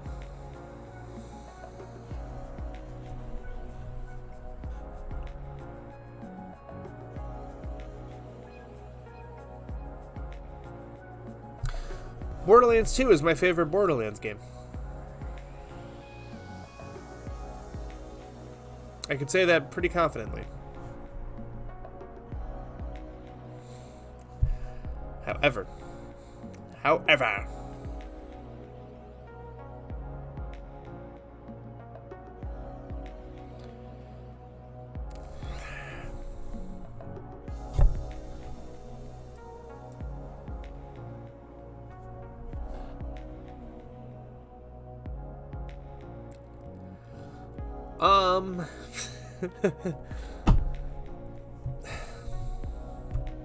Borderlands 2 has great characters, great art style, so many guns. That's kind of what makes it so iconic, is just the raw amount of guns there are, the amount of weaponry, amount of ways to play, amount of side quests, the open world, the RPG mechanics, the leveling up, it's good. It's good.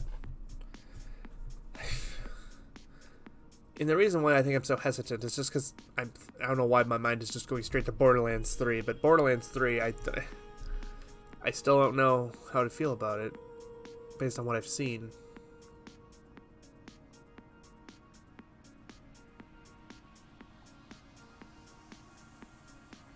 I don't know. Borderlands is a series that just doesn't really scream Mothership. It doesn't scream Sam. But I objectively think it's still very good. So you know what? I'm going to leave it in the very good section.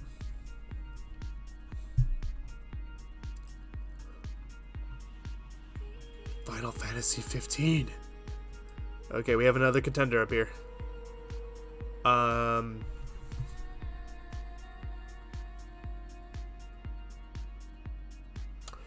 Fantasy 15 is my favorite Final Fantasy game.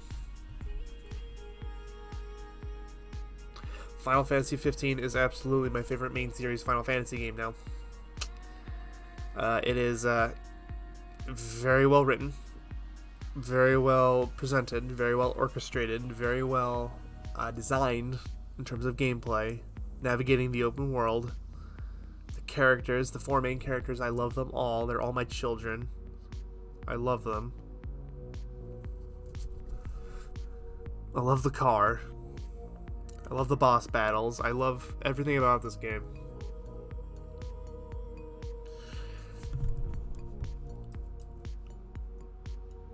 And I think it's amazing.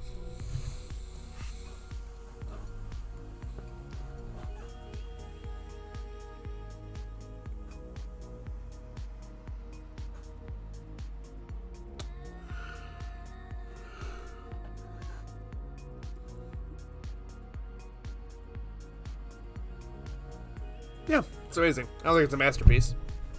I don't consider it in as high of a regard as these 2 games, but yeah, I think it's absolutely amazing. I'll leave it at that.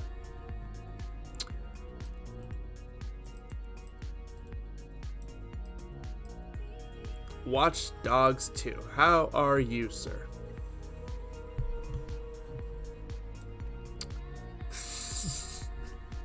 I just put it in really bad just to put it there to think about it, but oh no. I think that's maybe where I want it. Watch Dogs 2, I felt like tried way too hard to be zany, colorful. I can't believe I'm saying a game is too colorful, but I felt like that game was it over exhausted the hacking mechanics. It over exhausted the hacking mechanics. It made them not fun. I didn't enjoy any of the extra drone things that they improved upon from Watch Dogs 1. I don't care about any of the characters. I didn't really feel anything towards them at all.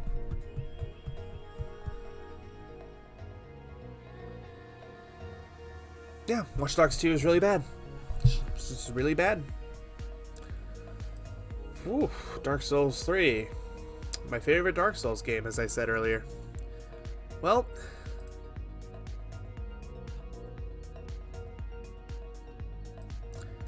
I'm going to put that at very good.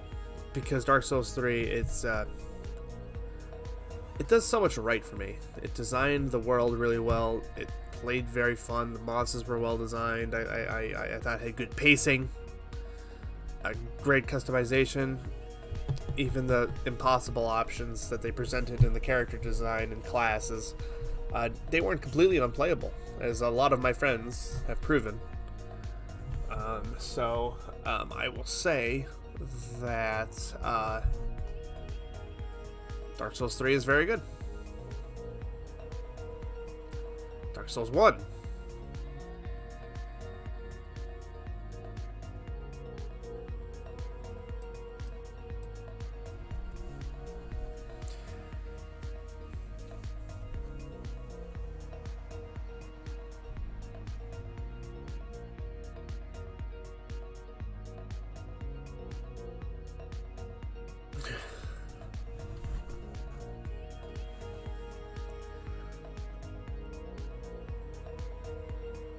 Dark Souls 1 is good.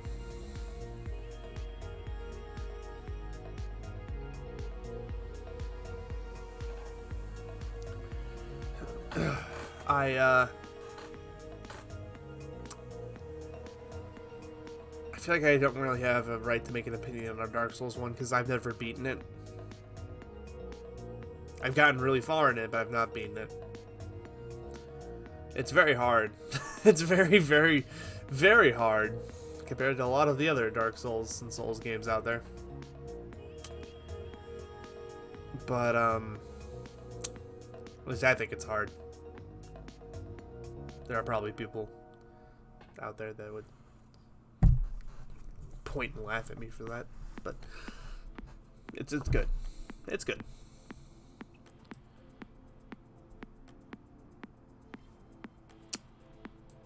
Middle-earth: Shadow of War is a game I have not played for more than 20 minutes. I own it on PS4, and I love its predecessor a lot. Like, it's great. I love it. But I've not played Shadow of War. I'm assuming it proves pretty much on everything from the first one. Only assuming, though. I have not felt the need to play it yet. I have not had the drive to play this game yet. Maybe I will on stream. Who knows? Maybe I'll play this game on stream. Who knows? Need for Speed. Which one? The bland 2015 or whatever Need for Speed game that came out that was just called Need for Speed, or just the series in general? Either way, it's horrible. I'm not going to talk about it, but it's horrible and bland, and I don't like it. Super Mario Odyssey. It's horrible. Let's move on. No. No.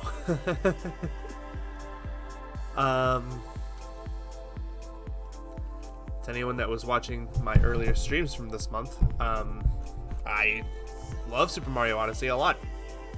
I just got all the moons in it a few weeks ago.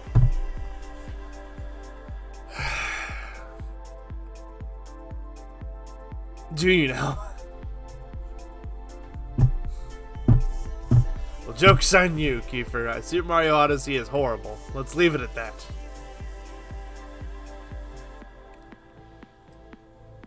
I can't. I can't. It's great. It's great. I love it. Odyssey is great.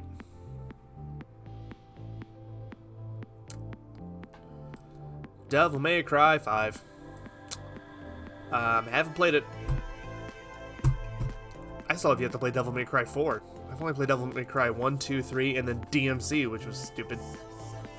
I have not played DMC 5, and I'm assuming it's good, but once again, I haven't tried it, so I can't say.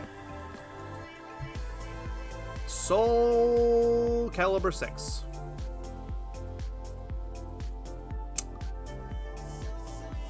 Haven't played it.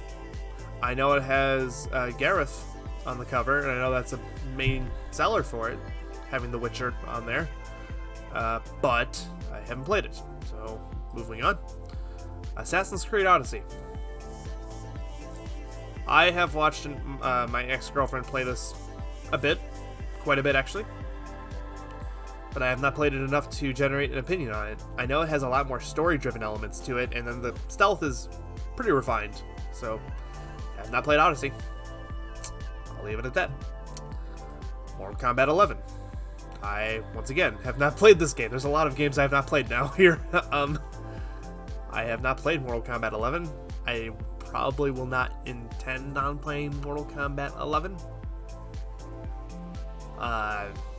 Mortal Kombat games are very bland to me. Moving on. Okay, so this is complicated. I have not played Modern Warfare, like the campaign or the multiplayer. I have played Warzone. Is Warzone here?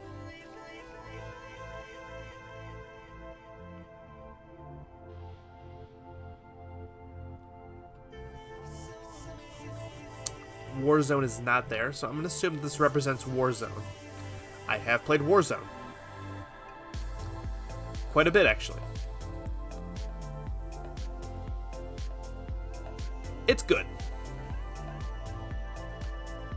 Warzone is a good multiplayer offering to rival things like Fortnite and Apex. I'm not a huge Battle Royale guy, but out of all the ones I've tried with my friends, Warzone has stuck the most. That doesn't mean much because I feel like that there's still a lot there that I don't like, but it's the one I have the fun with the most. It's not that much fun, but it's fun regardless.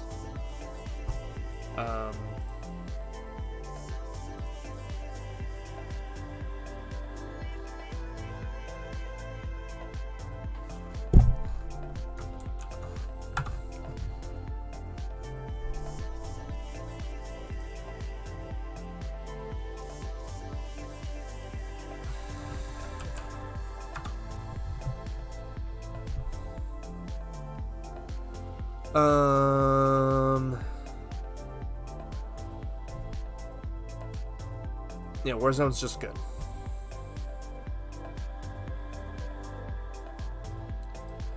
Doom, the original Doom.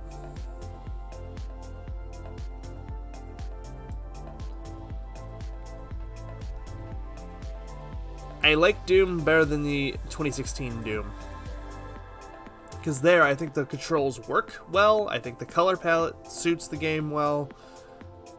I just like how it's designed more than this Doom. I like this Doom more than this Doom. Not by much, but yeah. Half-Life 2.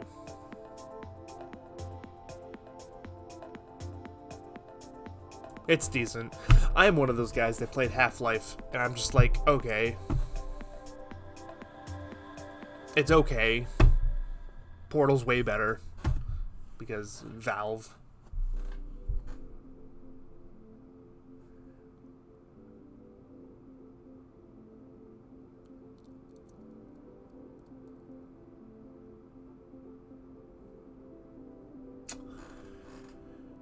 I want to say Half-Life is bad, not decent, but I can't bring myself to do it because I know it's not bad. It's okay. It's bland. I don't know. I don't like Half-Life. I don't. I'm gonna sneeze.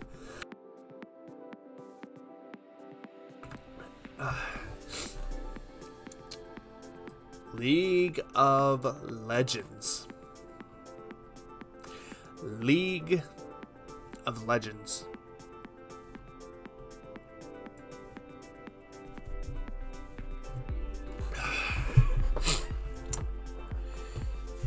So, no matter how you cut it, I don't think anyone in the universe can say with an honest heart that it's a masterpiece.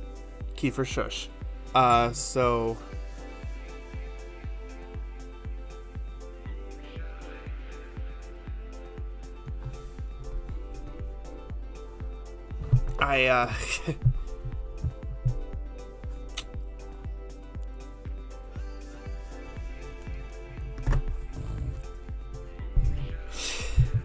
I still like League of Legends, and it's been a very important part of my life for a while now. So I'm going to put League of Legends at great. Don't think I need to explain more.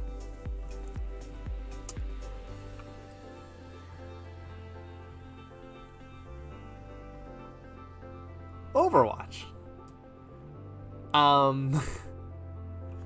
I have made it perfectly clear my feelings of Overwatch, and once again, I think it's wrong to call this game a masterpiece.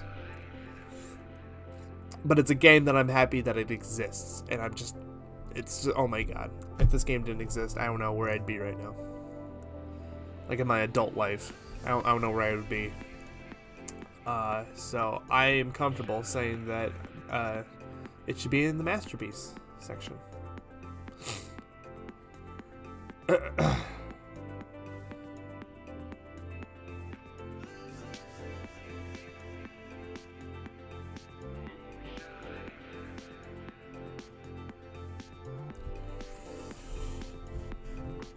Yeah, Overwatch is a masterpiece. I could safely say that. Okay, let's go. Crash Insane Trilogy. So, I like Crash. I like this trilogy. I thought it was a great recreation of the first 3 Crash games. I've never been in love with the Crash series, but I've always thought they were really good. I'm glad they exist. I'm glad Crash Bandicoot exists. It's just not my favorite. It's not my favorite side-scrolling / 3D platformer or whatever it's considered. It's like a 2D Mario but with 3D elements. That's never been my favorite game design, but I still think it's good. So, Insane Trilogy is in the good. Dragon Ball Fighter Z. I have not played it. I've seen it, and it looks great. I want to play it someday, but for now, I have not played it. I have not tried it. Leave it at that. God of War 3. God of War 3 is good. It's the best God of War out of the original 3. Best bosses. Best story. Best music. That's all I could say about God of War 3, really. I played it once, like 8 years ago, and I'm just like, okay. It was a game. It was a fun little action game. Didn't really leave a mark on me, though. I think God of War 2 left a bigger mark on me, and I don't think God of War 2 is as good as God of War 3, but God of War 2 left a bigger mark on me for some reason. I don't know why. Far Cry 3. Ooh. My first Far Cry game.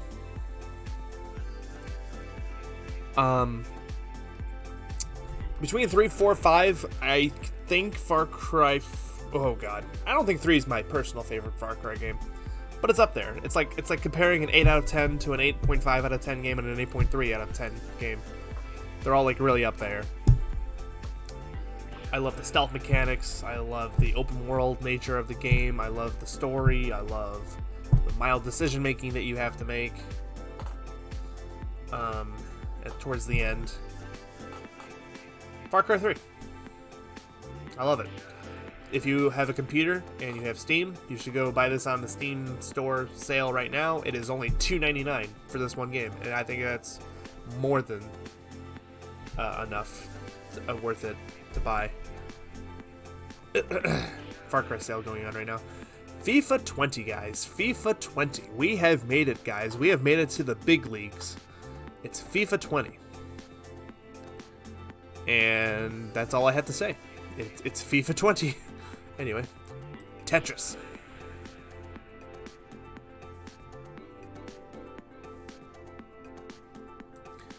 So, can I assume that this Tetris, whatever the stupid little sprite is, represents like standard Tetris, Tetris Attack, Puyo Puyo Tetris? If so, it's great. Easy peasy. It's a very, very, very great Tetris. As a kid, I hated Tetris. I didn't like Tetris until I was like 17, 18. By then, I realized its worth, and I appreciated it for what it was. And as a kid, I just didn't like Tetris. As an adult, I do, and I'm happy I do. Fortnite. Moving on. World of Warcraft. Moving on. Pokemon Emerald. That's the first Pokemon game I think we've seen, and it's it's not the one I expected, to be honest. I love Pokemon Emerald. I love it. The Battle Frontier is what makes this game great.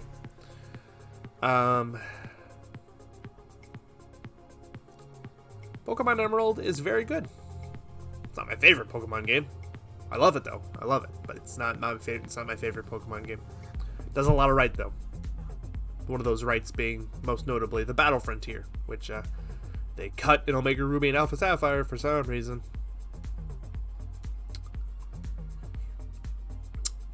The God of War remake. I feel bad because this particular game was gifted to me, and I was a brat, and I returned it because I played it for like an hour or two, and I just couldn't. Maybe 3 hours. I just didn't like it. I think it's a bland game design. The coolest thing is the axe. You throw the axe and it boomerangs back at you. I didn't care about the story at all. Ghost of Tsushima comes out tomorrow, and I'm not going to play it immediately, but I'm going to probably buy it, and I hope... Because I don't think it's the Sony first-party titles that are the reason why it's Sony, because I love Horizon Zero Dawn. I love Heavy Rain. Persona. I love Persona. It's not necessarily just because it's a Sony game, but I don't like Uncharted as much as other people, and I don't like God of War as much as other people, but I just don't like God of War, the new one. I just don't. Good grief, I just don't.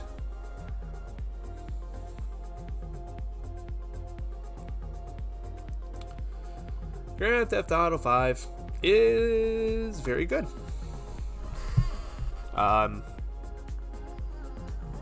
It's better designed than Grand Theft Auto 4, but I had the same level of fun with 5 as I did with 4, so...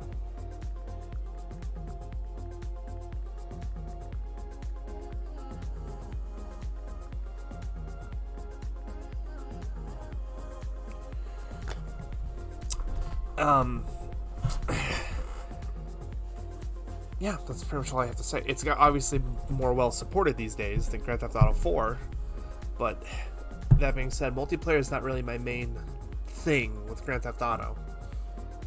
I play multiplayer with my friends sometimes with 5, but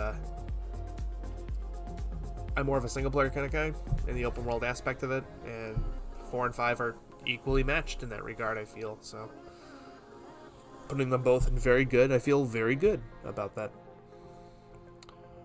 Okay.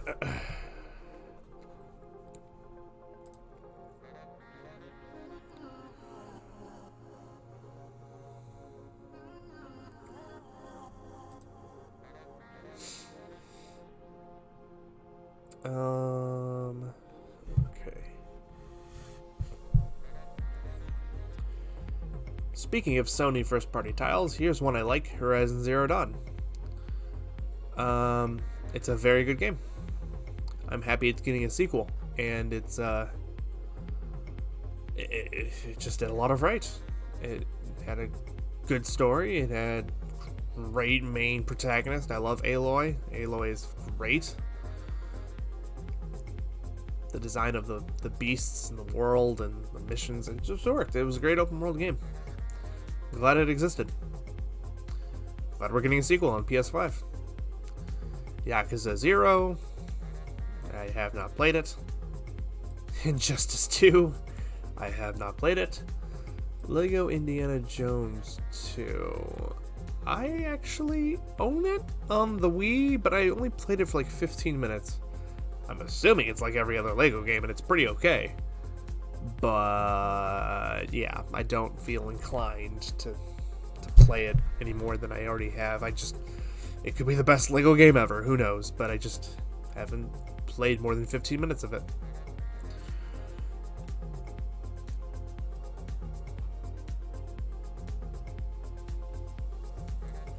Lego Star Wars. Like Lego Star Wars 2, I'm sure it's not aged well at all, but it is objectively very important and I'm sure very fun. If you just go back and play it from a standalone standpoint of saying this is like the original Lego video game that defined Lego video games for the decades to come. So, yeah, it's decent. Mario Kart 8 Deluxe.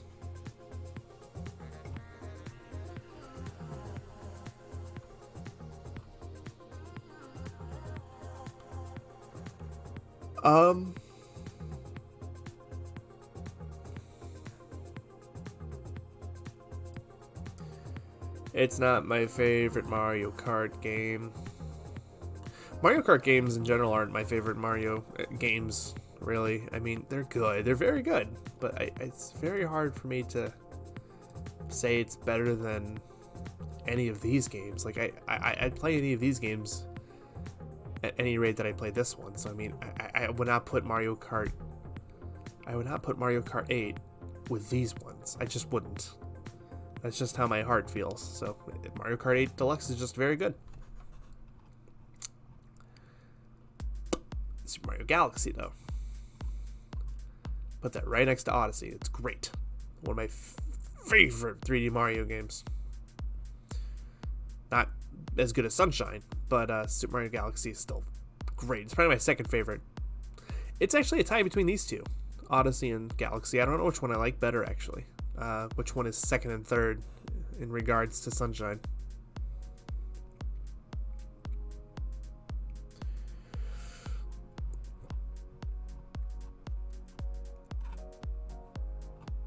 Minecraft.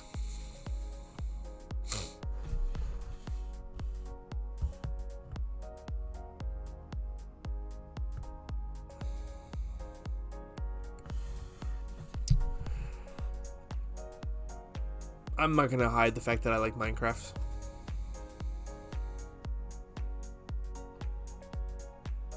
I've put several hours into Minecraft. I've gotten 3 platinum trophies for Minecraft. Not that that's hard, but it's Minecraft. I grew up with it in high school because in 2009 I was a freshman in high school, and I was me and my friends were just getting into this rad new indie PC game called Minecraft, and we all just kind of hopped on that hype train while it was still in alpha, and you know, ever since then we just kind of became enamored with this one game. And as I'm sure a lot of people got enamored with this, whether it was the PC release in 2009, 2010, or with the 2012 Xbox 360 release, or 2011 Xbox 360 release, I think it was. Either 11 or 12, I forget. But yeah, it's Minecraft. I don't really have to babble about it. It's very good.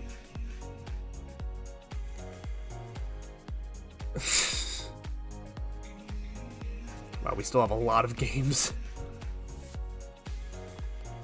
Monster Hunter World.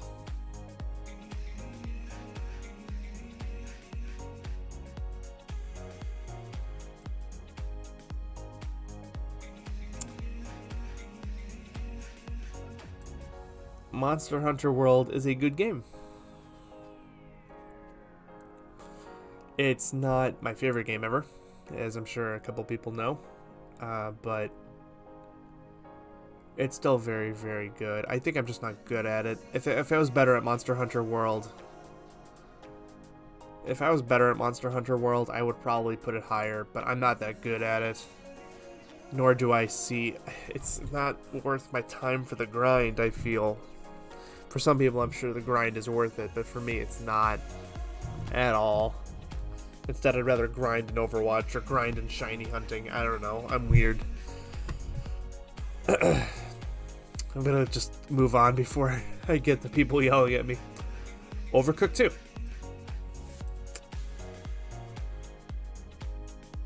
Not played it. It is, and that's why I put it in good, because at least it's enjoyable. Grind for Monster Hunter, it's just a lot of time devotion.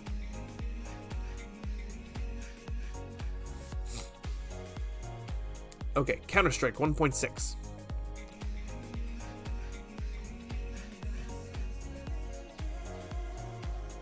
It's bad. it's bad.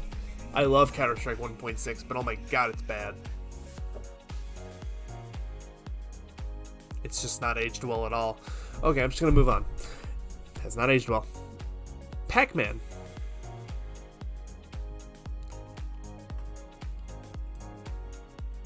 The original Pac-Man.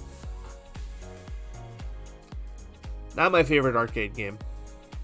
Far from my favorite arcade game. It's not my preferred style of arcade game at all.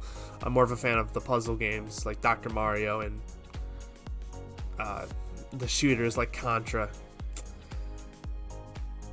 But it's still fun. And there are forms of Pac-Man that have piqued my interest a lot more. Like, I mean, obviously I know that this is different than the arcade game, but I love Pac-Man World, the 3D platformer on PS1 and GameCube and PS2 and whatnot. And Pac-Man 2, the New Adventures, that game's hilarious. I love things that spawn from Pac-Man, but Pac-Man is just a decent arcade game to me. It's not that memorable. Persona 5. Okay, let's get right up here now. Persona 5 is amazing. It's not the most amazing masterpiece ever, but it's amazing. Well,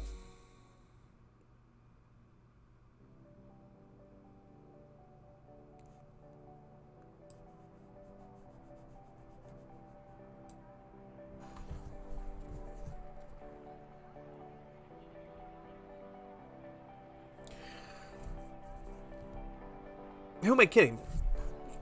Persona 5 is a masterpiece. I'm comfortable saying that.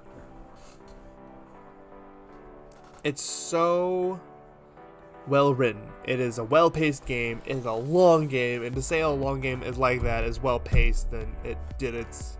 I applaud. It did its job well, and it's so fun.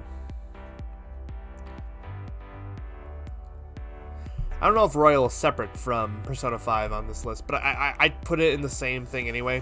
Like, if I see Persona 4 on this list, I'm going to put Persona 4 and Persona 4 Golden in the same category. So, schwatevs.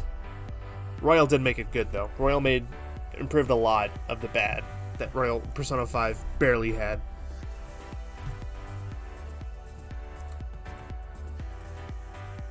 Pokemon Sword.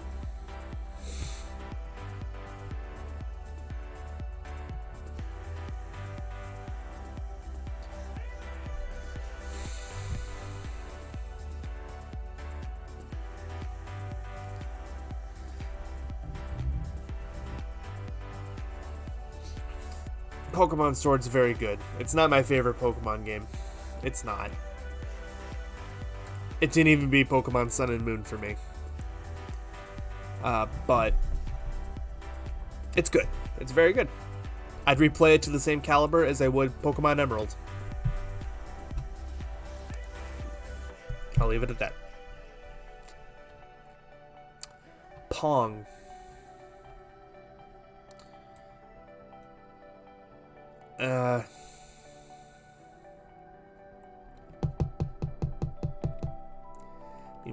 It's very simplistic. Pong is Pong. It's a very hard game to judge when you have Pong and God of War 3 in the same plane of existence. It's very hard to judge them. This is where this whole top 100 games or whatever comes kind of crashing down. It's decent. Same argument as Pac-Man Arcade. It's decent. We'll leave it at that. I gotta stop saying we'll leave it at that, because I say that a lot. Portal 2 is so good. Oh, Portal 2 is so fun. It's great. It's a shame they haven't made a Portal 3 or anything. Portal 3 any day over Half-Life 3. Oh my god. Portal 2 is just so well written, and the gameplay is so fun. Oh, it's just, I love Portal 2.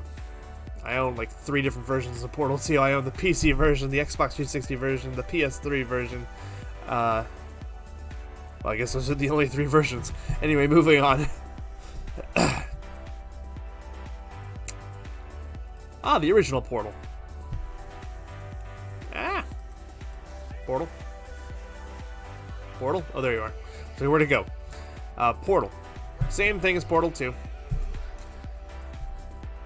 Obviously, Portal 2 had a bigger scope for story, but Portal 1 was still just fun and great. I have not played Jackbox Party Pack 6. I've played other Jackbox games, but I've not played 6. So, moving on. Okay, now we're starting to get into something. Resident Evil 2.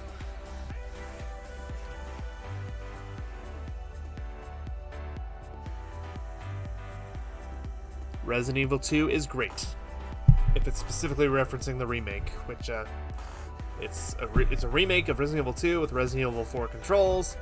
It is, what can I say? All the paths were great, the enemies were great, the difficulty was well balanced. I loved Leon, I loved Claire, I loved everything about it. Resident Evil 2 is so fun. Resident Evil 4. Come up here, bad boy. Masterpiece. I'm not even gonna argue with you. If you don't think Resident Evil 4 is a masterpiece, leave my stream now. Sekiro.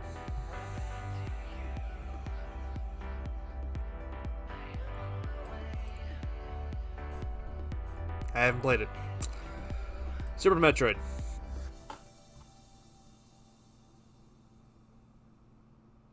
I'm a weirdo. I think Super Metroid is just okay.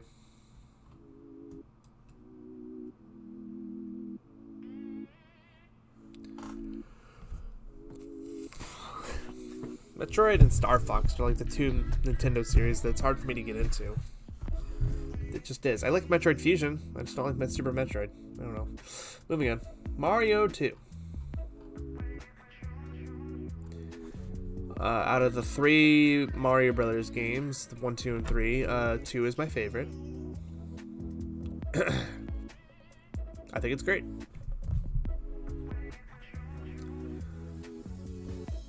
Super Mario Galaxy 2. It's really bad. Let me explain this a little bit. Mario Galaxy 2 is an expansion pack to Galaxy 1. And all it did was Galaxy 1 felt like it was a game in space. It felt like you were exploring space. It felt like you were on planets. It felt like you were exploring little planetoids in space.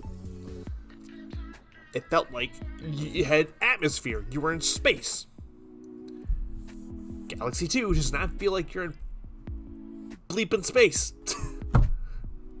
It just feels like, oh, let's just make a bunch of zany Mario levels and slap them together. And act like Mario Galaxy 1 didn't exist in a weird way. And then they added Yoshi, which I saw no value in it whatsoever to add Yoshi. Yoshi just made the game easy mode. Like, there was no... Sure, he was a cool power-up, I guess, but oh my goodness gracious, the levels were just designed so in his favor that it just felt like, oh, Yoshi, you win, or whatever. I don't know. It's just... Galaxy 2... And then the storytelling was so rushed and bland compared to Galaxy 1. And then the overworld, the hub, they turned it into a tiny little starship and then made it like a Mario Brothers 3 style where it was like... I've got a lot of problems with Galaxy 2, man. It's just bland. It's bad. It's really bad. Terraria. Terraria is great. I think Terraria is better than Minecraft. It is one of my favorite, like, sandbox / survival games there's ever been. And,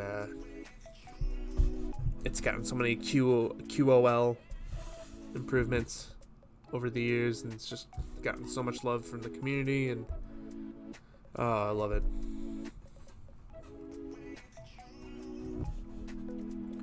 Skyrim.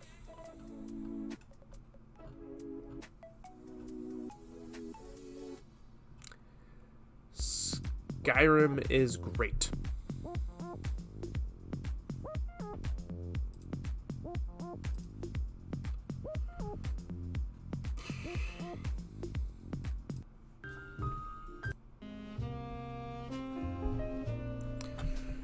I think Skyrim is the best Elder Scrolls game.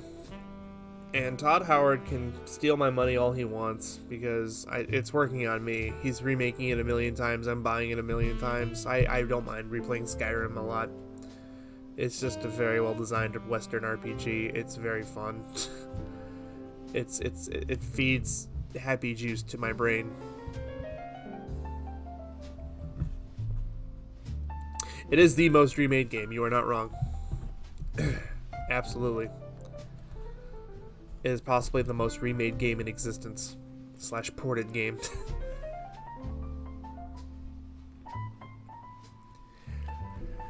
It's working. I'm buying it.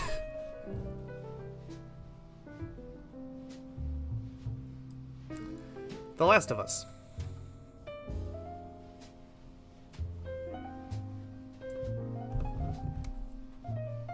Last of Us isn't going above bad. Oh yeah, RE4 is up there too, isn't there? RE4 is 1000% up there.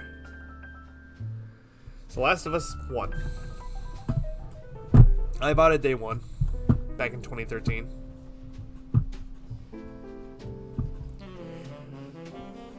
The story's great. The story of The Last of Us is great. I don't like the level design. I don't like the stealth mechanics. I don't like the enemy AI and how their patterns and what they do and how they react to things. I don't think it's that hard. Like, it puts a huge emphasis on survival and making ammo, and I did not feel any sense of that. And I think I played on the hardest difficulty too, on PS3. Hardest difficulty available, and I just was not happy with how the game was designed. The stealth mechanics didn't work. The bow and arrow did not ever do what a bow and arrow should do. And I plan on playing Last of Us 2 when it's not $60. I plan on playing The Last of Us 2 when it's 20 or under. Because it will be, based on the millions of copies I've seen in Walmarts and GameStops.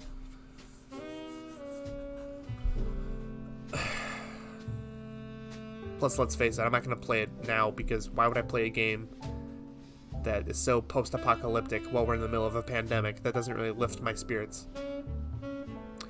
Did you like it, Kiefer? Did you like it? I'm curious.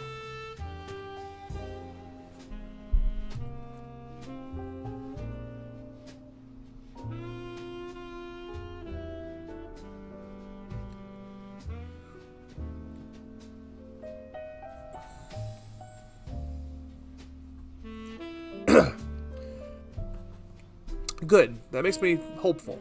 That makes me hopeful indeed. Stealth is better. Great. I'm happy. But as it stands, if Last of Us 2 is better, great. I don't like The Last of Us. I play a game for the gameplay first and foremost. Story comes second to me. So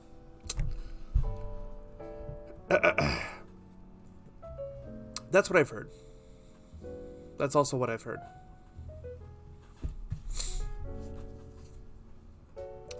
Breath of the Wild.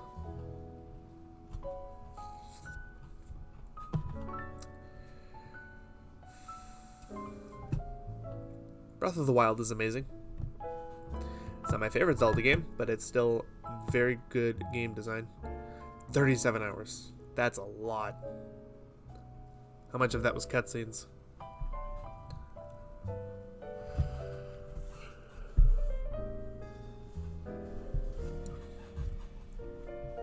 Breath of the Wild is amazing. Moving on.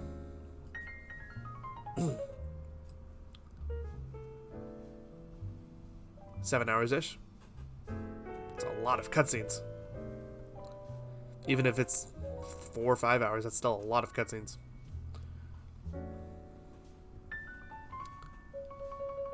Wind Waker is very good. Yeah, it's very good. Fun to replay. Wind Waker is very good. Ocarina of Time is good.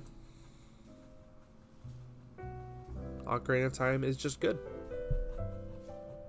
Not the best Zelda game for me, but still pretty good. Uncharted 2. It was decent. I like the story. I like how eventually the two main characters ended up back together from splitting up at the beginning and then blah blah blah. The story was good for Uncharted 2 and the gameplay was good. A little bland, but yeah, Uncharted 2. It's good. Ooh. I like The Walking Dead. I've played the first 3 seasons. I've not played the final season. Have not played the final season at all.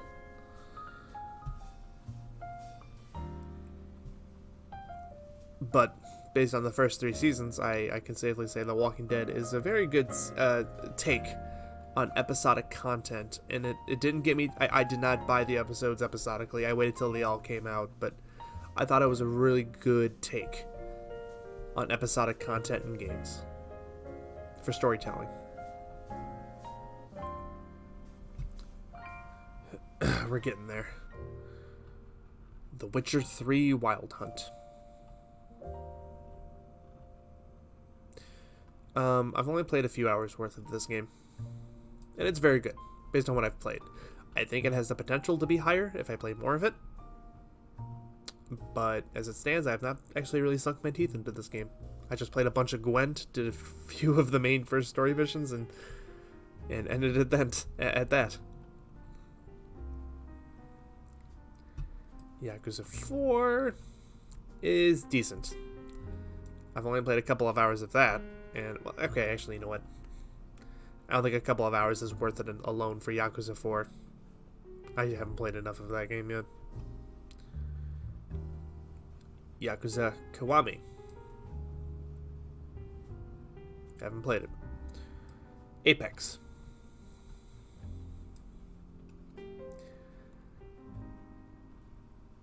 I don't like how Apex forces you to be a team of 3. I mean, it makes matches and servers more definitive, at least, but I'm not a huge fan of the 3-stack requirement. I'm also not a fan of how some characters are clearly more useful than others. Like, I don't think there's good balancing there.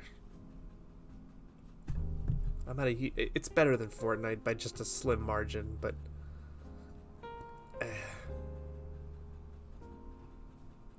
Celeste. I've seen many speedruns of Celeste, but I have not played it. I can only assume it's good, but I haven't played it. Chrono Trigger is very good. Very, very, very good. Not my favorite. Well, you know, no, it's up there. I've played the DS version. I've actually not played the Super Nintendo version. But Chrono Trigger is a very good example of how gameplay in RPGs can be mixed up. And I feel like that there's not that many attempts at mixing it up these days. So, Chrono Trigger wins in that regard. Ooh, Dishonored 2. Dishonored 2 is very good. I love Dishonored, the series in general, and I saw Dishonored 1, so I'm just going to go pluck that real quick.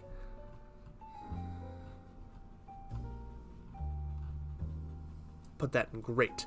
Dishonored 2 is very good, but Dishonored 1 is still, like, that was such an original game when that game first came out in 2012. Dishonored 1. I've replayed that game so many times. I've gotten 100% trophies on it twice. I just love games like that where stealth is the main focus and you can customize how you go about the stealth very well. So, Dishonored 1 wins in that regard.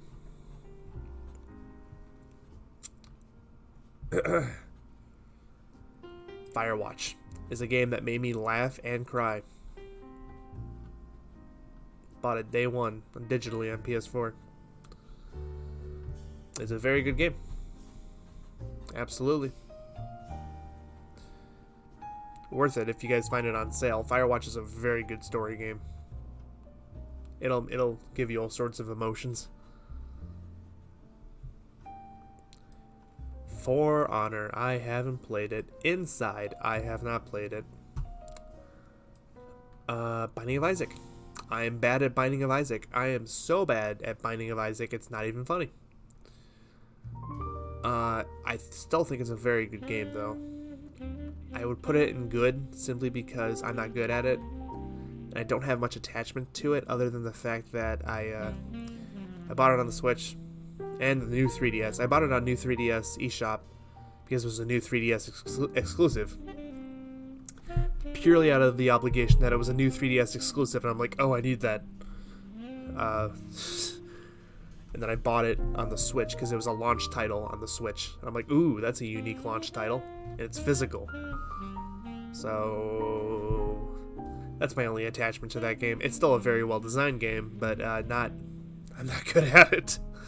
I don't think I've beaten it once because that's how bad I am at it. Star Wars Jedi Fallen Order. I have not played it. Journey. Journey was decent.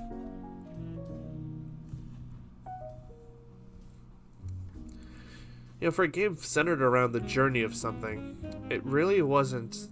The journey wasn't really that great, was it? You went through a bunch of different motifs and scenarios and whatnot, but the only thing I remember from Journey was that part where you're like sliding on the sand really fast around like a sand hill, mountain, whatever. That part was cool, but that's the only part I remember. The coolest part about it is that you could play with someone else on PS3 or PS4, whatever you play it on, and go through the journey with somebody else. That part was cool too, I guess, but yeah, it's decent. Not as artistically great as everyone says it is, I don't think. I'm embarrassed to say this. I own Left 4 Dead 2, but I've not played it. I've only played the crap out of Left 4 Dead 1. So, yeah. Limbo.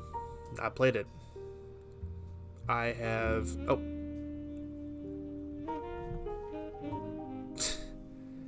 Kiefer, you have fun with that. Mordhau, I have no idea what that is. Thank you, Kiefer. Outlast, I have not played. I know what it is, but I've not played it. Getting Over It, I know what it is, and I don't know why it got so popular, other than the fact that it was a rage game.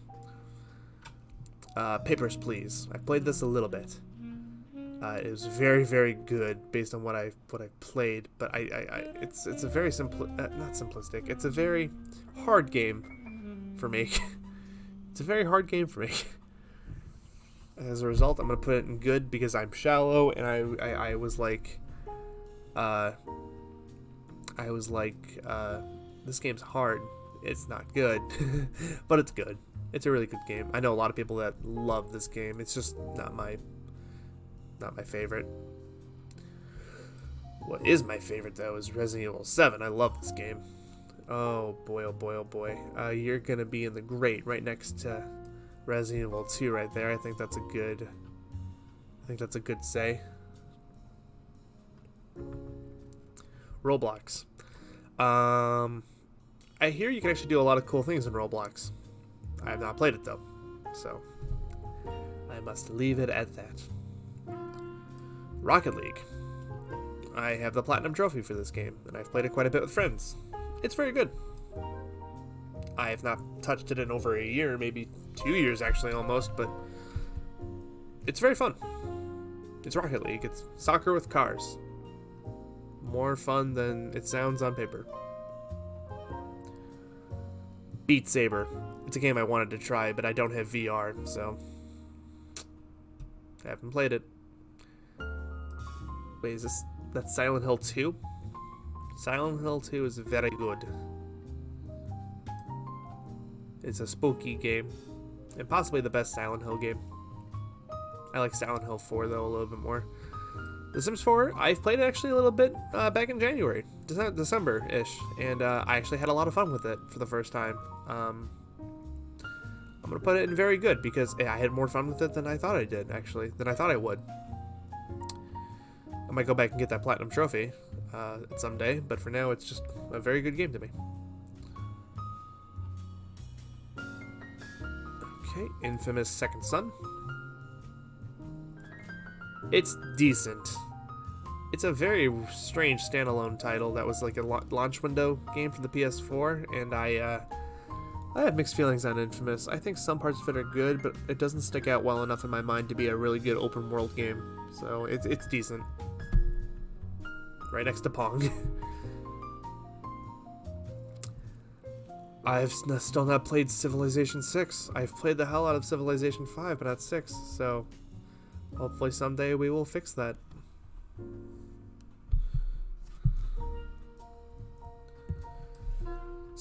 Spider-Man, Spider-Man, Spider-Man is a very good game. Spider-Man on PS4 is a rare example of a game where I actually replayed it even after platinuming it.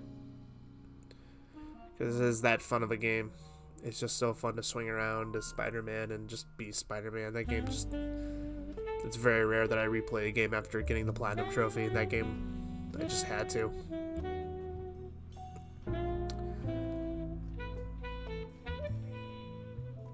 I own Spore on PC, but I've only played it a tiny bit. Like, I played the very beginning when you're designing your amoeba. And I've played the hell out of Spore Creatures on the DS with my good confidant as a friend.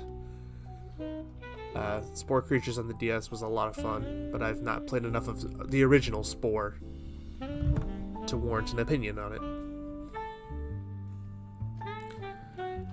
Wii Sports. Very good. Wii Sports is very good. I've sunk at least 100 hours into that game total. I love bowling and baseball and tennis. And golf. And then boxing exists, because boxing, of course. Hello, Bully, how you doing?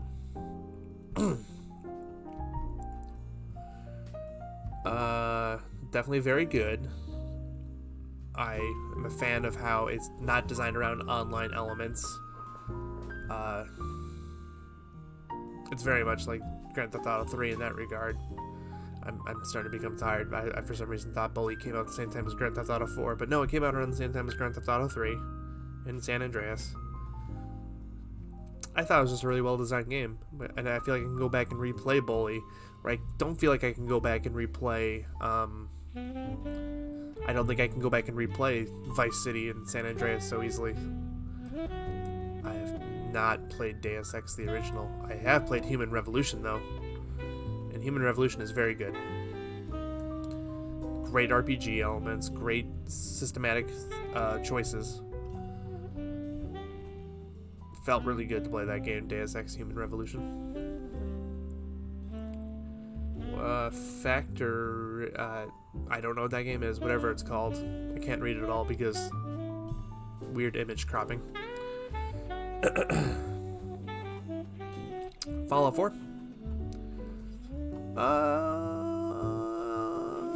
I don't like Fallout 4 as much as Fallout games as much as Elder Scrolls games, so I'm just gonna put that in the good category.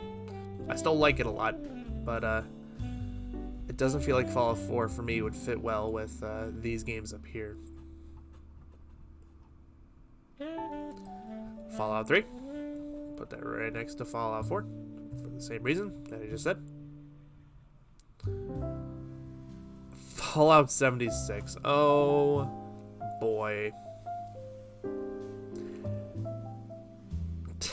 I haven't played it. I don't own it. I would easily put it up here in horrible, but I have not played it or tried it, so I can't. That's cheating. Far Cry 5, though, I have played, and it's very good. Very good single-player game. The multiplayer is garbage, but the single-player in this game is great. Improves on Far Cry 3 and 4 in almost every good way possible. I've actually not played Far Cry 3 Blood Dragon. I'm not a huge DLC/expansion guy, so I haven't really played Far Cry 3 Blood Dragon. I have not played Warcraft Frozen Throne. Yeah, I haven't played it.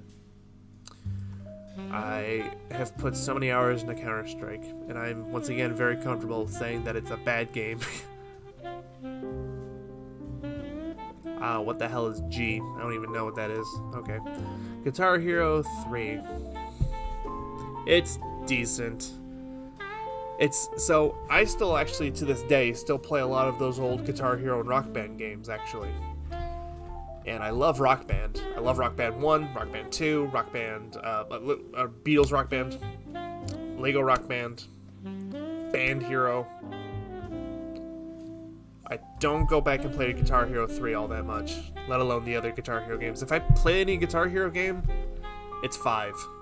Guitar Hero 5, but 3 was the game back in the day, but for me it just didn't strike a chord.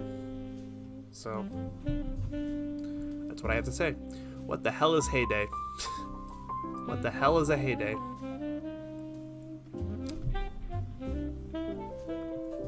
Blood Money's very good, actually. Well, it's okay. It's decent. Not my favorite Hitman game. I think I prefer Hitman Contracts to it, but Blood Money's a decent game. I've actually not played Hotline Miami. I've played... I don't think I've played enough of Just Cause 2 to get an opinion of it. I own it on PC, and I played like an hour of it. And, I don't know. Some parts of it were good, some parts of it were but, you know, them's the breaks. That's why I have that category of haven't played enough. Kingdom Hearts 3, after all the wait, it was good. It wasn't the best Kingdom Hearts game, and it still isn't the best Kingdom Hearts game, but it's good.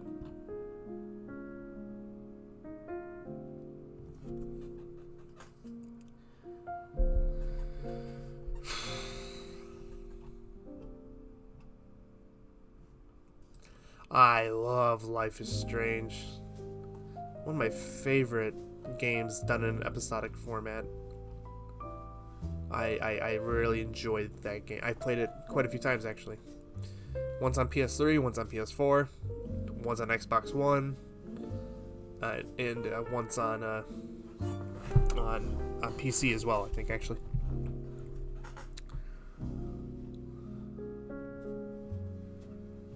And, oh, shoot. Life is Strange Before the Storm is... I have the exact same feelings. It's great. Well, it's good. It's very good. It didn't have to exist, but it did. I still haven't played Life is Strange 2, and I'm kind of holding off just for no really good reason at all. I have not played Metro 2033. I have not played Mountain Blade Warband. I have not played Nier Automata. I have not played Logic 2. I have not played Path of Exile. I have played Plants vs. Zombies. And it is one of my favorite games that I first started playing on iPad when I was like in high school. And it was ported to Xbox 360, and I played the hell out of that version just because I could. So I'm happy that game exists, absolutely. It's addicting to go back and play the original, even though Plants vs. Zombies 2 exists. I'm just like, okay, just give me one. Let me just replay those modes. I love those modes. I have no idea what Postal 2 is. I have not played Prototype. I never cared about Prototype. I have not played Rainbow Six Siege.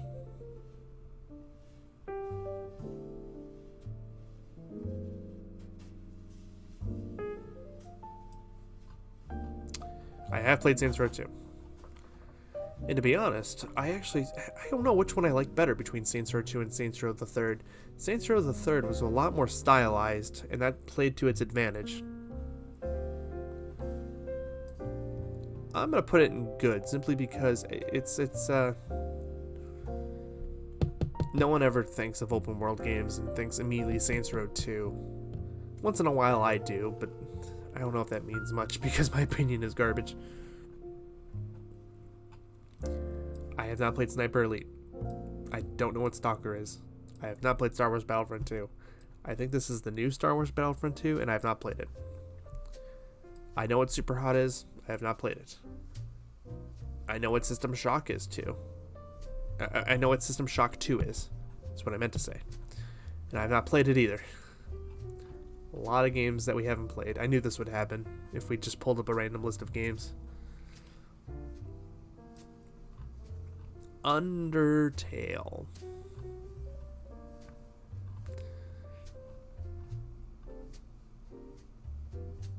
Undertale is great. It's 5 years ago, if you would have asked me, I probably would have put it in amazing. But I'm gonna sneeze. But now that it's been like 5 years since it came out, I just think it's pretty great. You know, I think maybe I would be more hyped about it if Toby Fox would release anything related to Undertale and or whatever that new game he came out with called. I don't remember what it's called. Rune something? I don't know. He's only released like part 1 of it, and no one cares until more parts are released. So at least that's the consensus I'm gathering at this exact moment. Okay, we have done all 100 games.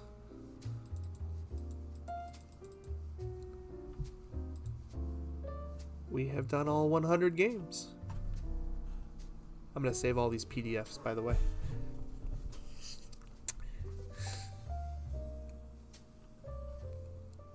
I feel very good about all of this. Okay, well, with that, we're probably going to end the stream here. Yeah, this was fun, actually. Maybe I'll do it again sometime. I like making lists. It curbs my anxiety. Okay, see you guys next time.